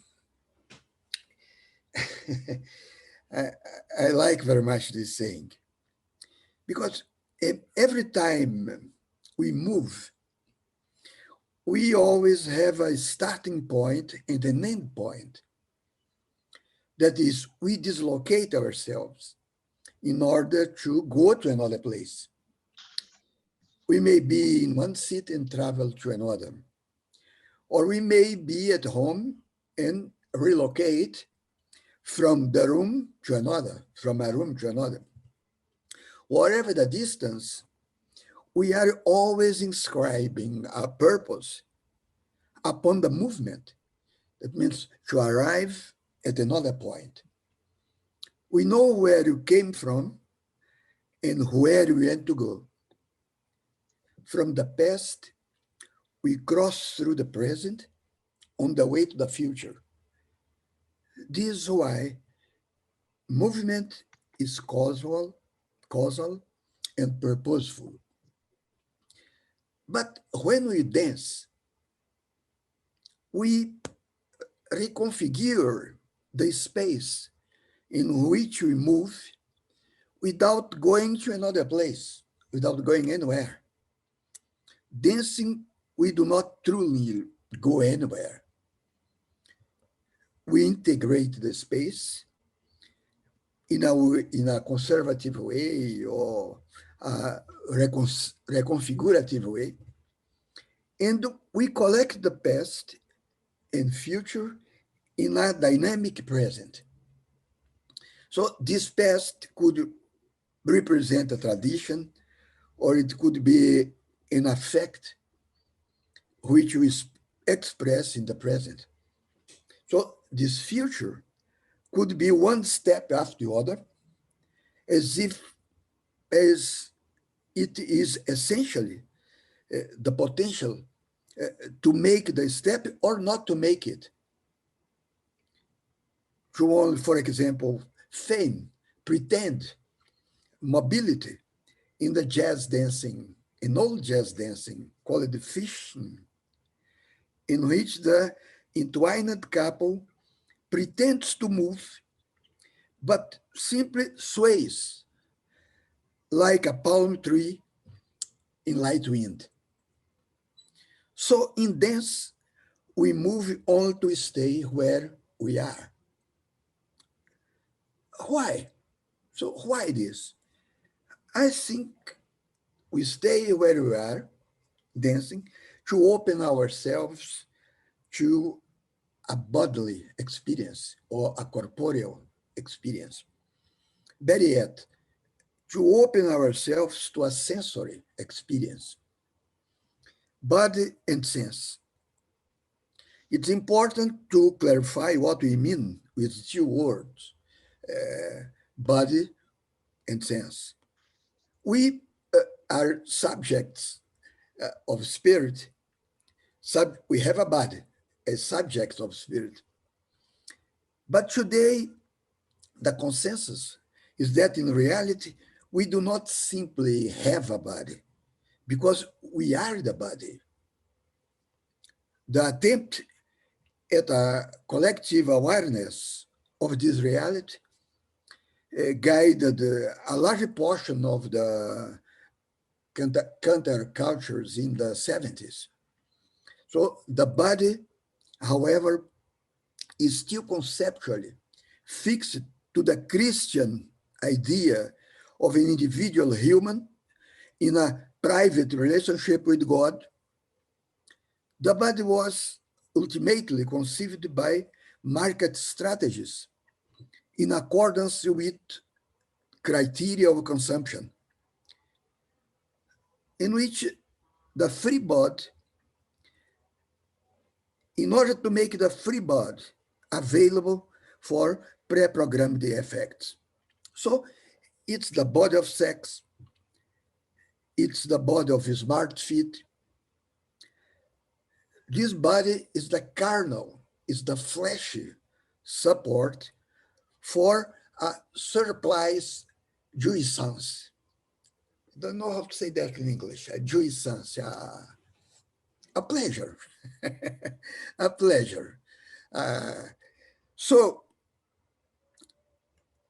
this body has to do with increasing performance to increase enjoyment. So jouissance, enjoyment.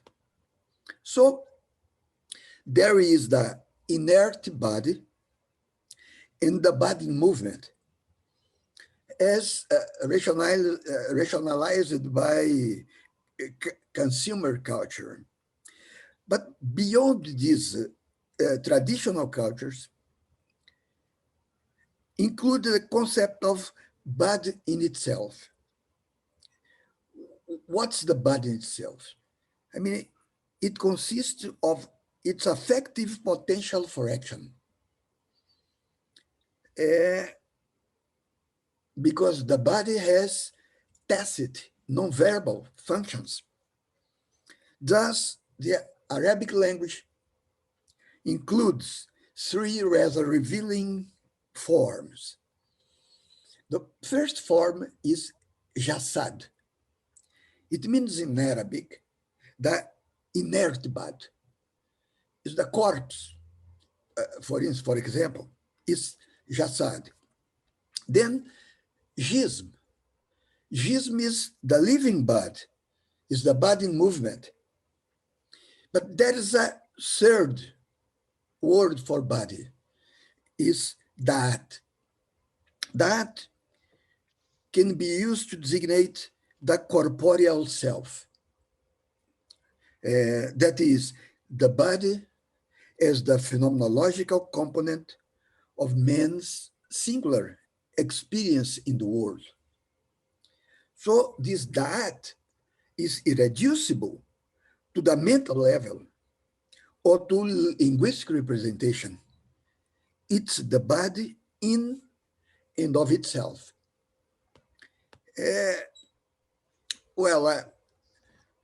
If anyone here speaks Arabic, Arabic has the word that refers to other meanings, such as soul, ipsate, but at the same time, it means human body, person, entity, and spirit.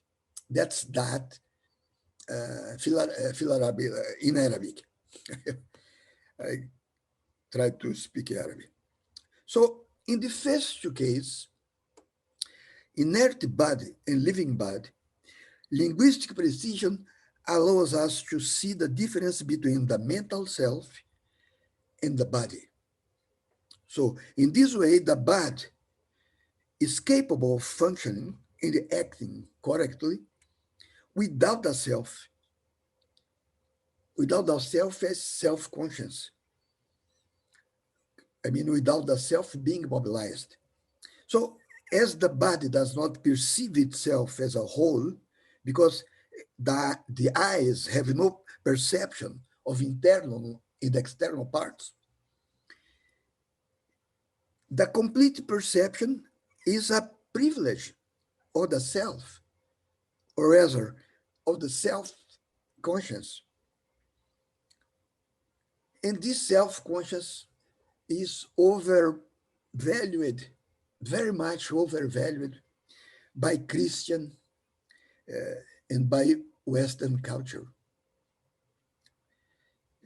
Western culture, Christian culture, reduce knowledge of the body to the medical dissection of corpse, or the mechanics of body movements from the most varied, diverse perspectives.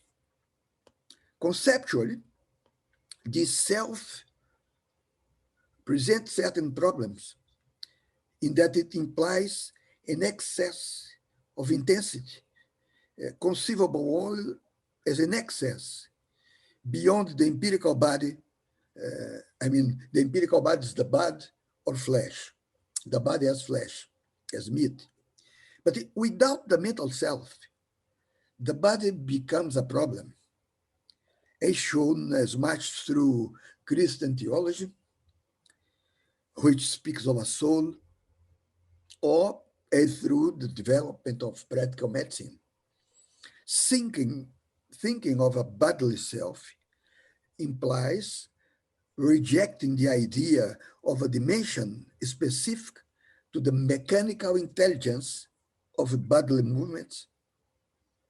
The body, in a manner similar to linguistic code, the body selects and assimilates the social and cultural stimuli in which the individual is immersed. So the bodily self, in which instinct appears as a center of interpretation, gives way to the notion of corporeality. Corporeality. This does not refer to the substance of human flesh as a personal or individual entity, but rather as a machine. Corporeality is a machine which connects intensities on a plane which is immanent to the group. So, in the collective subject, as is the case of a group, corporeality is the collection of attributes of potential and action. Is different from individual attributes in the same way as a group is different from its constituent members. Of course, the group belongs to the individual as much as the individual belongs to the group, but in action and thought, that group which is filled with or repressed movement, the group has more potential, which means thinking collectively and anonymously, something that would be deemed the body as thought, the body as way of thinking. It is this kind of thinking which yields a proverb like, if you want to go fast, go alone. But if you want to go far, go together. In Yoruba, which is the language of my liturgical community in Brazil, I belong to an African descent cult, the Candomblé. And in Yoruba, the word Faraimara, which we used to sing, as it's sung in Yoruba, it means all united in one body. All united in one body. So this consolidation implies the concept of corporeality. Corporeality is the very condition of the sensory. As in the Cameroonian philosopher Bulaga's description, he says, to sense is the original communication with the world. It's to be in the world as a living body.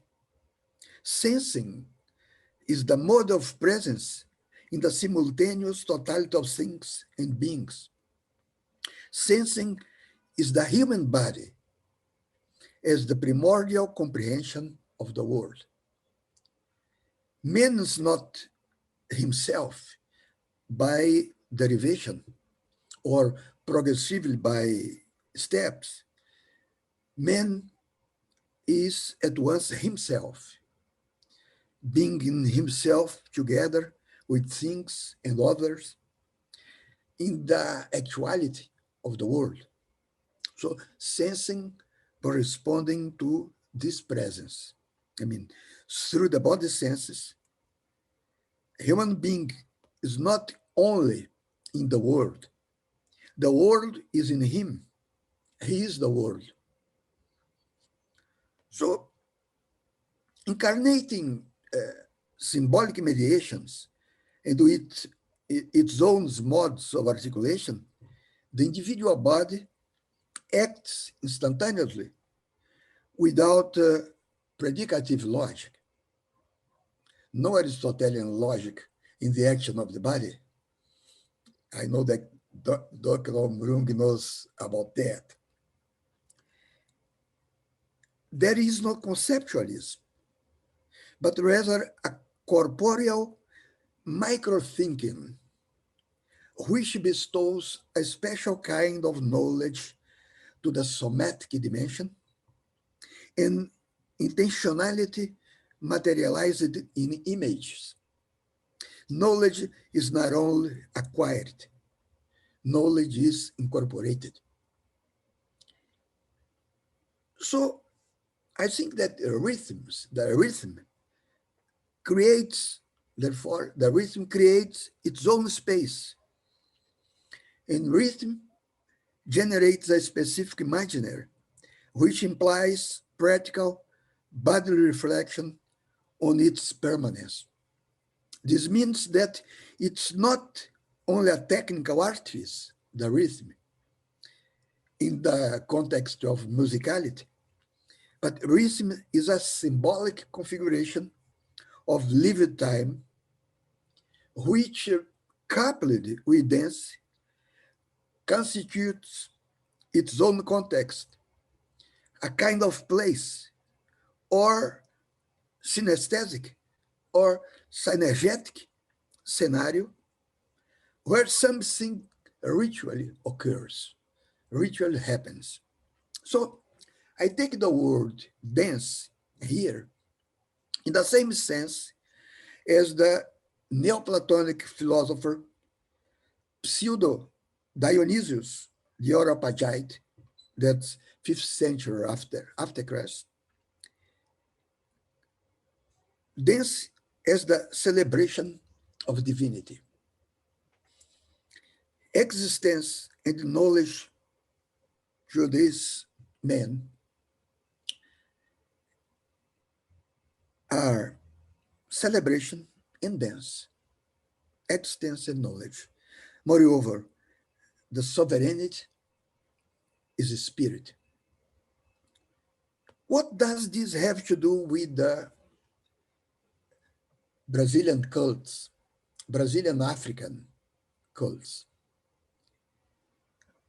Well, for Africans and descendants of Africa, or descendants of the Africa diaspora in Brazil, aspiring to citizenship and recently freed by an abolition which denied them any kind of financial or social assistance, leaving them landless, it was imperative to find a place which, at the very least, guaranteed the sovereignty of their spirit.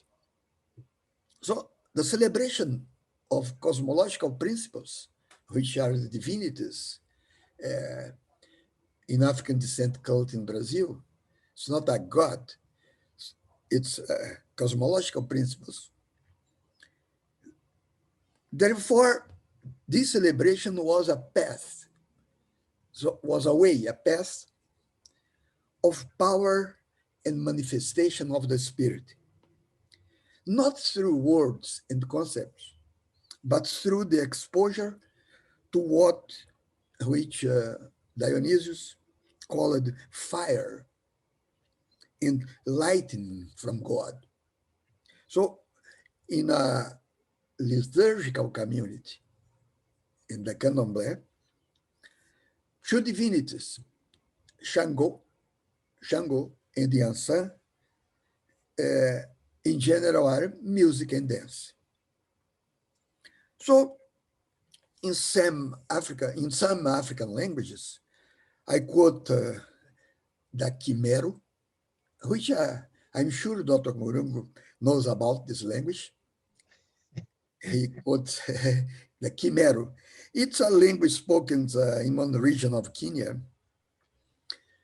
The word of music also means song and dance. It's the same thing, music, song, and dance. Something strongly vital occurs in the originality of dance. First, the refreshing of religious knowledge concurrently with the inscription of the individual's body within a territory, so that the cosmic force, the power of belonging to an integrated totality is renourished, is renewed. Moreover, thanks to the intensification of the dancer's movement, in dancer movements in a part or in a feast, an entire complex which includes action, voice, gestures, chants, and affects, space and time become one single value. That's the value of sacralization. And thus they become autonomous, no longer dependent on he who individually occupies the space. Truly a rhythmic integration of movement with space and time, dance creates or invents actions through the temporal flow of the collective imaginary.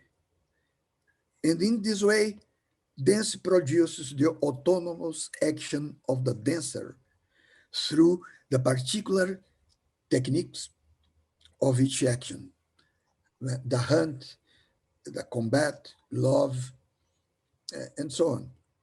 However, it's an autonomy which communicates both clearly and with the latent force of something which incites the group's spectators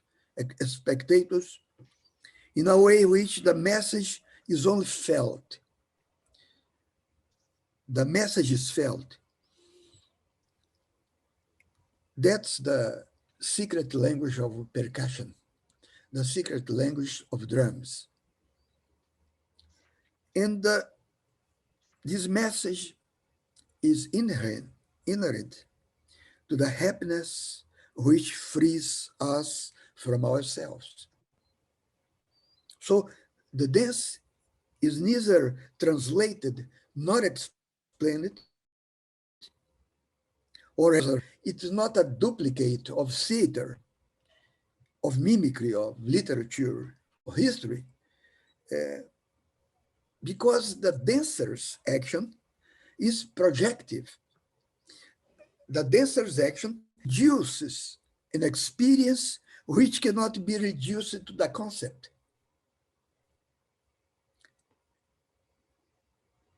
By the way, Spinoza says in his Ethics that a concept without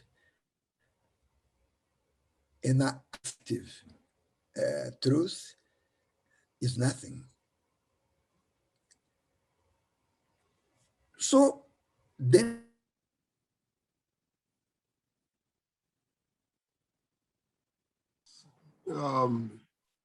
thank Professor Muniz for what he presented, even though it was not complete. It was such a wonderful presentation, and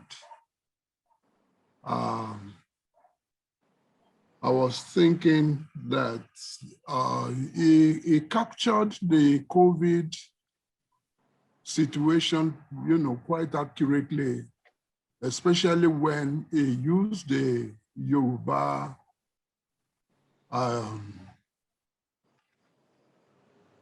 injunction, Efarayimara,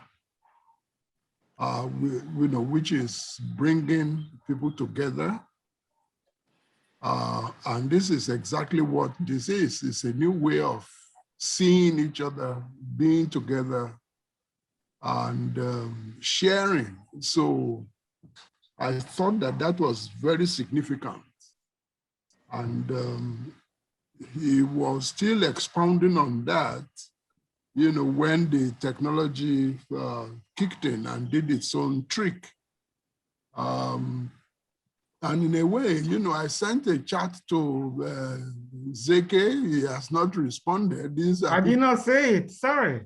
people I've not seen for quite a long while. Gertrude and, you know, other colleagues, you know, which actually speaks to the whole new phenomenology that we have to, the lived experiences we have to now go through. So I just thought that I would make that point. And also the other part of the sacralization of space that he was speaking about, you know, the connection between,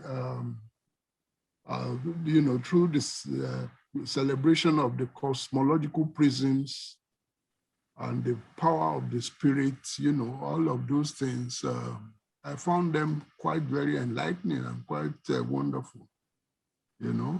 So I just thought that this probably is going to be how we are going to be seeing each other for quite a while. And I thought that was significant. Yes. Yeah, I thought it was very moving when he was talking about how dance and rhythm, if you're denied a worldly space, you can create a space together through dance and music. And as you said, a sacralized space. And I found that a very powerful insight. And especially the analogy of jazz, you know, the analogy of jazz, when he quoted from Professor Murungi's book, you know, I don't know where I'm coming from and I don't know where I'm going, but I'm still going. You know, I thought that was very profound, you know. Yes, Murungi, when I first met you so many decades ago, there's still a paper that is resonating in my body when you did a paper on the power of drumming. And I think it was making a very similar kind of, you know, description of how you can create this shared space through rhythm and through making music together. Maybe I'm remembering it incorrectly. I don't know, Murungi. You know, that is an interesting point, you know, that I thought Professor Muniz Andre, you know, was, you know, making. It's a part of, let's say, dramaturgy of candomblé, which is an Afro-Brazilian religion. And what I thought was interesting about his, you know, presentation is how we are in candomblé, we are initiated into some kind of space, right? There's a kind of a spatiating that is taking place. It's not just, you know, bodies gyrating, moving place and so on. There's a sense in which, you know, space is being constituted, you know, created, you know, there. And in creating that, you know, space, there's a kind of a corporeal creation that is, you know, that's taking place.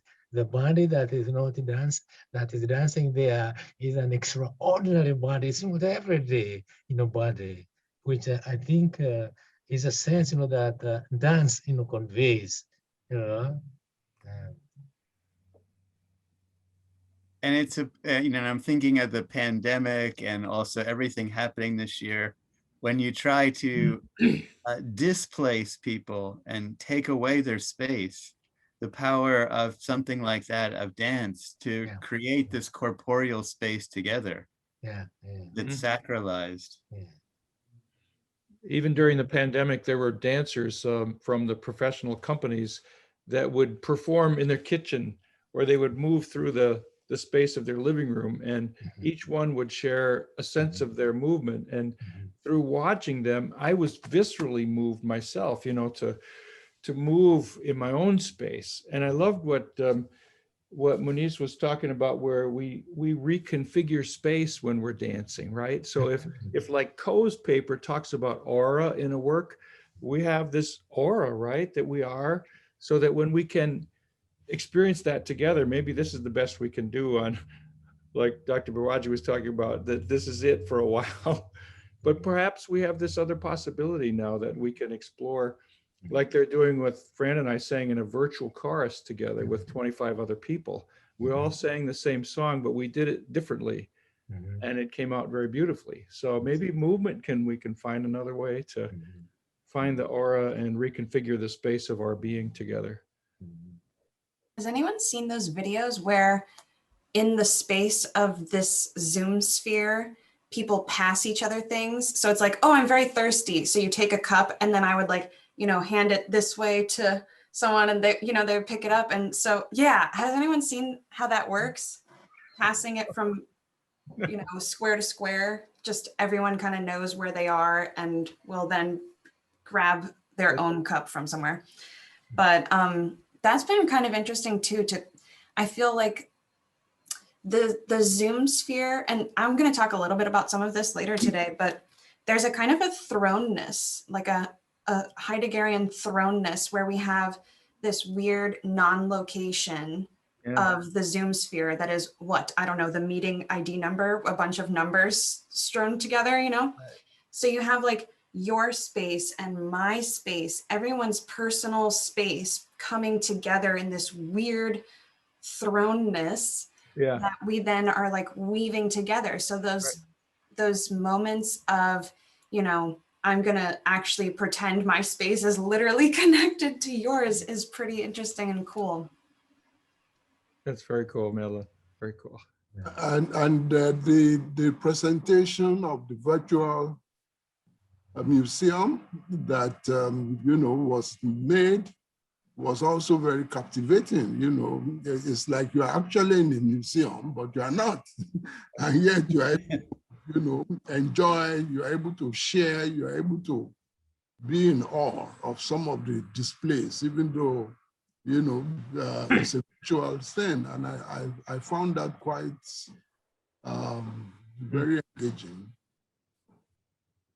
I think we are doing whatever's possible to create togetherness. Even in this kind of Zoom meeting, we really kind of seeing each other and developing some kind of a sense of connectedness.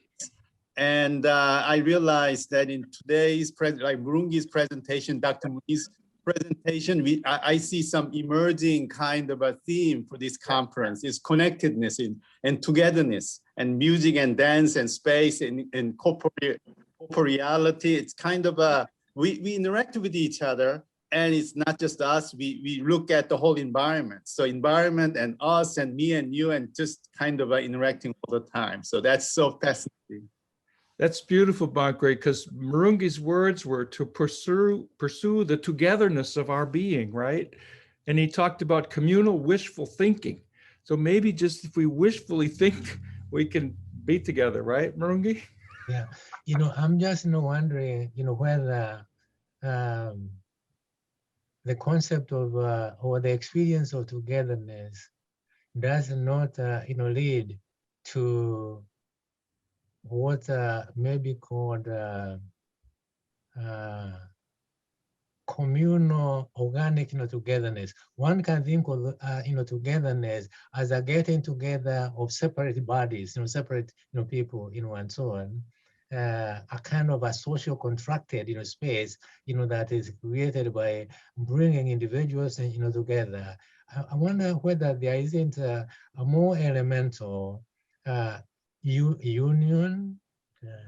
When Bob Marley, you know, talks about let's get together and feel all right, you know, clearly there's a sense of the plurality, collectivity, but there's something more than collectivity, than gathering of individuals, you know, who, you know, stand, you know, partner, you know, from each other. There's a kind of a barrier, a boundary. There's a kind of a limitation that it seems to me has to be violated. Yeah. You know, so, you know, that each one of us, you know, can have that, you know, sense of organic whole to which one belongs. Again, there's a kind of a corporeal space, you know, that there's a, again, corporeal, there's a space, you know, for corporeal, where corporeality is communally constituted, you know, created. And Yeah. I think, that is, perhaps, one of the experience, that Professor Muniz Soldre was trying to get across with the candomblé choreography, candomblé dancing experience. Yeah. Mhm. Yes, I think we don't give the body enough credence, enough credit. That Yes. if we were all together, there would be a kind of corporeal space we would create together through our gestures, through our tone, through all Yeah. this. Yeah. But it's powerful enough that even on the internet, it's like the extended bodily presence, I think, is what creates the sense of community. That people talk about out-of-body experiences, and I always correct them and say, no, it's extended body experiences. The body can extend into cyberspace. That's right. And the tone of my voice, the rhythm of my words, that's all bodily stuff that still is enough to create some kind of community, even though it's not rich as maybe if we were all in the same room.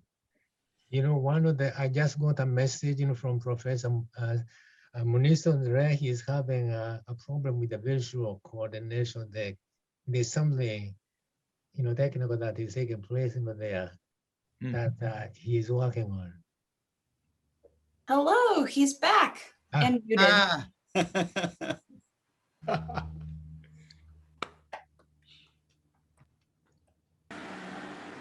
You're muted, sir.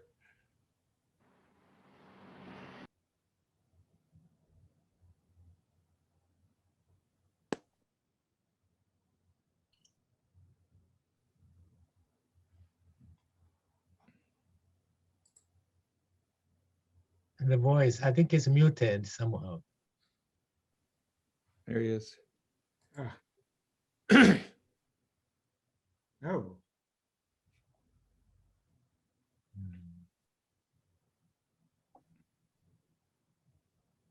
Can the host send him an unmute request that he can then click on his screen? Our gesture may I did that, and I'm not sure if he's getting it.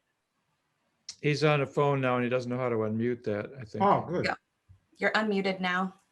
Yeah? Yes. Yay. Merci. Can you hear now? Back. Yes. Yes, welcome back. Well, I was coming to an end, but I don't know what happened. Well,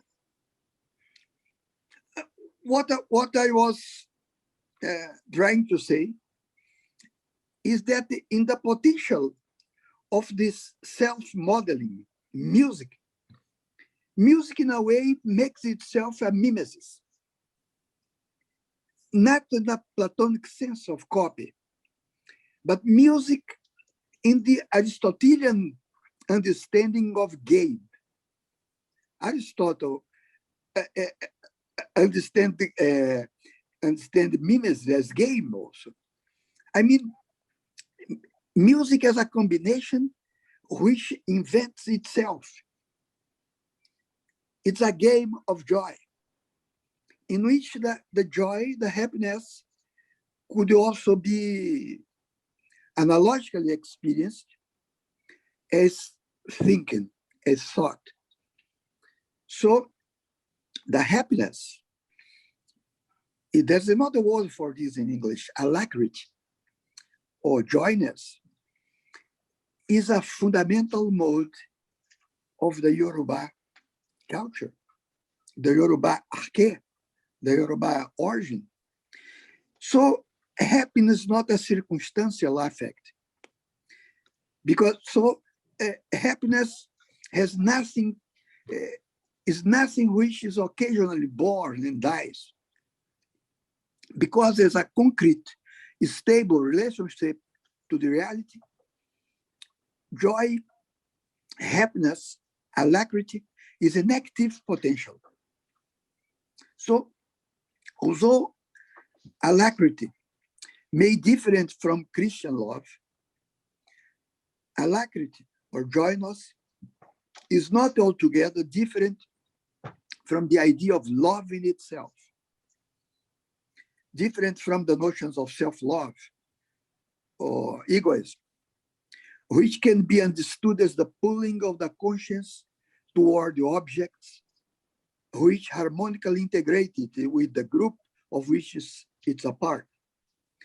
This is very clear in a verse from the Portuguese poet Guerra Junqueira. It's a very known Portuguese poet. He says, happiness is a lever. Happiness is a lever. So the happy existence is not an experience in the traditional sense of a spontaneous contact with a surprising or unexpected, but it's certainly experience that which gives it the possibility, whatever the level, in tragedy, in ritual, in narrative, of being a spontaneous event that in a primal level is analogous to political liberty, understood in positive terms. That is, not freeing from something which imprisons, but being positively open to all one's condition of being and realizing. This is why there is no proper subject of joy, no proper subject of happiness. There is indeed the subject of the emotion, the object of the sensation, even the subject of a feeling. But alacrity, happiness, is a regency, is something which allows for experience and subjects. Even suffering can integrate this regency in that it allows for the acceptance of life in its totality, with nothing to revive, nothing to suppress, as Nietzsche emphasizes. It's the singular, concrete alacrity, and not an abstract universal love, which guides the liturgical practice of Black origin, African origin, Brazil. So joyness, this happiness, this alacrity, is paradoxically serious. It can be modulated according to sensuality and contention, but it may be serious in that it's a condition of the possibility of communication. It's a condition of the possibility of the pronunciation of the word. And this is never disconnected from the action. Or rather, the individual is not guided by abstractions, but by signs, symbols, and words which induce action. So here I have reached the point I was getting to. Dance is not happiness. Dance is a mimetic experience of happiness. And this moving without going anywhere, this harmony of bodies, of crossing legs, intersections which aren't blocked, skin which sense a game to incite, like mimesis in Aristotle. But what does it incite? What does dance and music incite? I would respond, it incites life. We might say that. It incites life. If we agree, if we admit, if we concur that this going without a strict purpose is analogous to putting oneself on the way, putting oneself on the road, putting oneself on the path. As in a game which obliterates the beginning, the birth, and the destination, the death, in order to rhythmically deliver itself to the path. Life is path. Life is a crossing. Life is a traversing. It's a, in this sense, a path. So what I'd like to conclude to say that to dance in on the Afro-Brazilian point of view, to dance is to repeat through rhythm life in the body. So dancing is a philosophical chapter in Afro-Brazilian philosophy. Thank you. Thank you all. Thank you.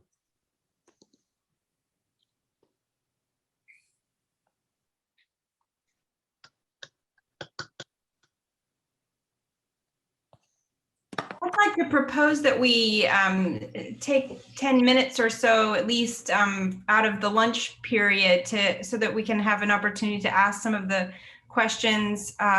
While you were away, Professor, a number of people there was a really interesting discussion going about what you had already said kind of halfway through. So I think that maybe there are more questions now even. If you wouldn't mind taking a few questions, and then we will still have a decent amount of time for lunch. Okay. So we take I answer now or I wait? Yes, if there are questions, please please go ahead. Does anyone have a question or a comment or would like elaboration on any points? Yes. Glenn, go ahead. Yes, I loved your talk. It was wonderful. I mean, Thank you. It was so poetic and so insightful and so wonderful. Thank you very, very much. Thank So you. I don't know if this is pushing you in a direction you don't want to go, but I thought it was so powerful. We were talking about it when you were trying to reconnect with us, that, you know, that dance and rhythm can create this space and create this sacralized space. And it was so poignant to me when you said how people who weren't given a worldly space could use dance to help create that space. And I thought of so many images went through my mind of like convicts who were, you know, on a chain gang, and they could dance and sing and create a space, or people who have been displaced or evicted, you know, or even during the pandemic when people could, you know, felt like they had no place to go, but they could sing or dance together with rhythm and create a space together. So I'm just wondering if you see this as a powerful way of kind of resisting when people are, their space is taken away, that, you know, it's a way of creating a special sacralized space together that's communal and that's corporeal and that's enlivening in the way that you brought us to at the end of your talk. You know, even when people are trying to oppress that sense of liveliness, it's a way of getting it back. So thank you, Doctor, for your question. Well, first of all, I think that all diasporic Africa, United States, Brazil, Caribbean, Cuba, is philosophically based on the space, because Western philosophy, Western way of thinking is based upon sense and sign. I mean, the word and the sense. But I think that diasporic way of thinking privileges space and force. I mean, space and a share. Space and the power of accomplishing, of doing things. So in this context, the creation of space is fundamental, because in principle, as a principle, when you are a slave, when one is slave, in countries where slavery existed and was later abolished, the space was primordial, occupied by white men, by slave masters. And the division of space is part of power. It's part of the power. So the reconquest, the conquest of space in the cities, in the fields, is a fundamental object of struggle for black people. I mean, land and house, land and housing, land and space, and all the musicality. I speak about Brazil, was accompanied, was derived, used to come from space. I could talk hours about samba in Rio de Janeiro. The samba was born as a way of reoccupying a space from where Black people had been expelled in the beginning of the late century. So I think that in the pandemic situation, I think there's an expropriation of space in the restrictions imposed by authorities during the pandemic. I mean, it's necessary. I think it's necessary in Brazil, this restriction. But at the same time, for the individual, it's a kind of loss. This expropriation is a loss. And it's a loss because we don't share anymore the space they were used to share before. So I think that constituting or that producing circles of dancing and listening to music is a way of, the beginning of a way to reappropriate space, to recompose space. Because maybe we are in a time, in an era of recomposition. We need to recompose politics, which is dying. I think that politics is dying, as the parliamentary politics is dying all over the world. But politics is not only this. I see politics as aggregation of people. And I think that recomposing space is a political action. That's what I think. Thank you very much. You know, actually, you just made me understand something about my own heritage. So I am of Jewish heritage. My grandparents all fled because they were being slaughtered and raped. And I understand for the first time, maybe part of the power of Jewish song and dance, which, you know, is different but related to what you're saying. Shalom Aleichem. Shalom Aleichem. Yes, and I'm thinking of Hava Nagila, Hava Nagila. That's nice. You know, it is quite interesting, you know, how in some situations, the study of space, discourse on space, you know, has been occupied by physics, right? By the natural and the physical science, because they are the ones, again, they have constituted their own sense of space, you know, that is exclusionary, right?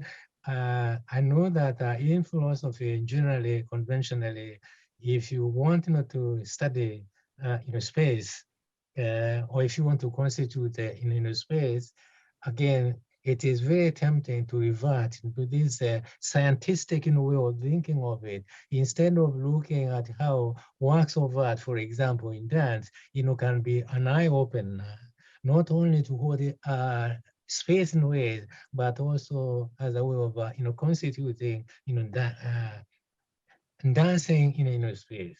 And as you are talking, I just, you know, thought about the significant, you know, contribution that Afro-Brazil, you know, has made in liberating space, in freeing in space. So because the very idea of enslaving people, you cannot enslave people without taking over, colonizing their space. And one of the powerful things that has happened in Afro-Brazil is this idea, no, space belongs to us. The whole experience of samba has something to do with the liberation of space, so that the space that was pushed to the margins, can come to the center, not only to be frozen, there, but to have a strong movement of generating, creating, and constituting new space. One of the interesting there is how the space that has been opened up, created by Afro-Brazilian, has a global universal to it. When samba, takes a place, in my experience, it is so welcoming. You don't have to be Afro-Brazilian, to take advantage of it. To that, it is a part of your dance, and so on.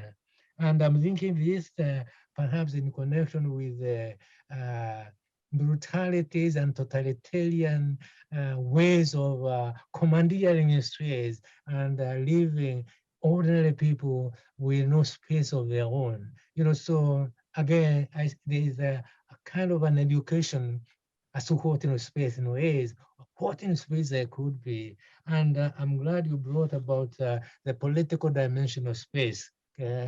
Political in the lived sense, not in terms of left, right, central, liberal, whatever. There is a more primordial experience of space, more primordial experience of political space, that serves as an ingathering of all of us.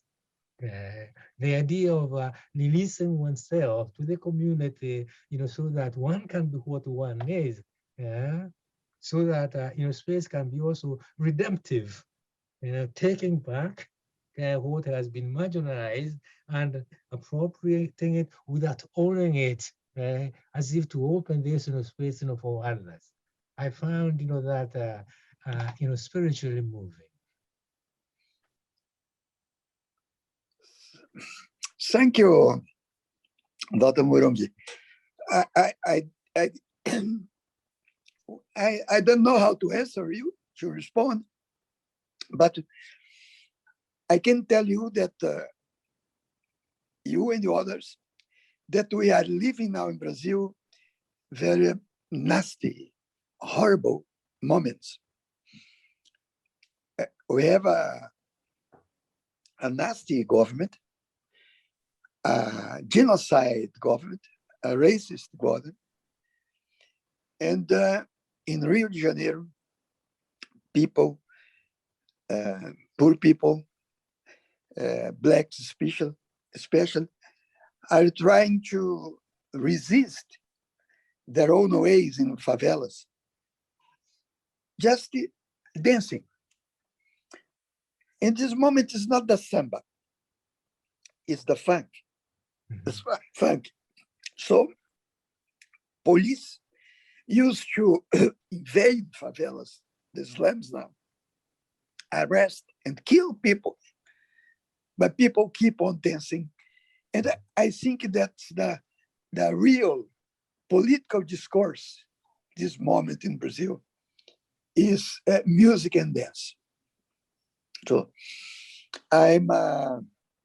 we are very worried about what's happening in Brazil, very worried, very worried. And I don't know, I'm very happy to take part in this conference. I had a throat problem. Yeah. Thank you. Please help me thank our speaker. Thank you for the gift to us. Thank you so much. Thank you. Thank you so much. Bye-bye. Bye. Thank you, John. Bye-bye. Bye-bye. Abraço. Gracias. Muito obrigado.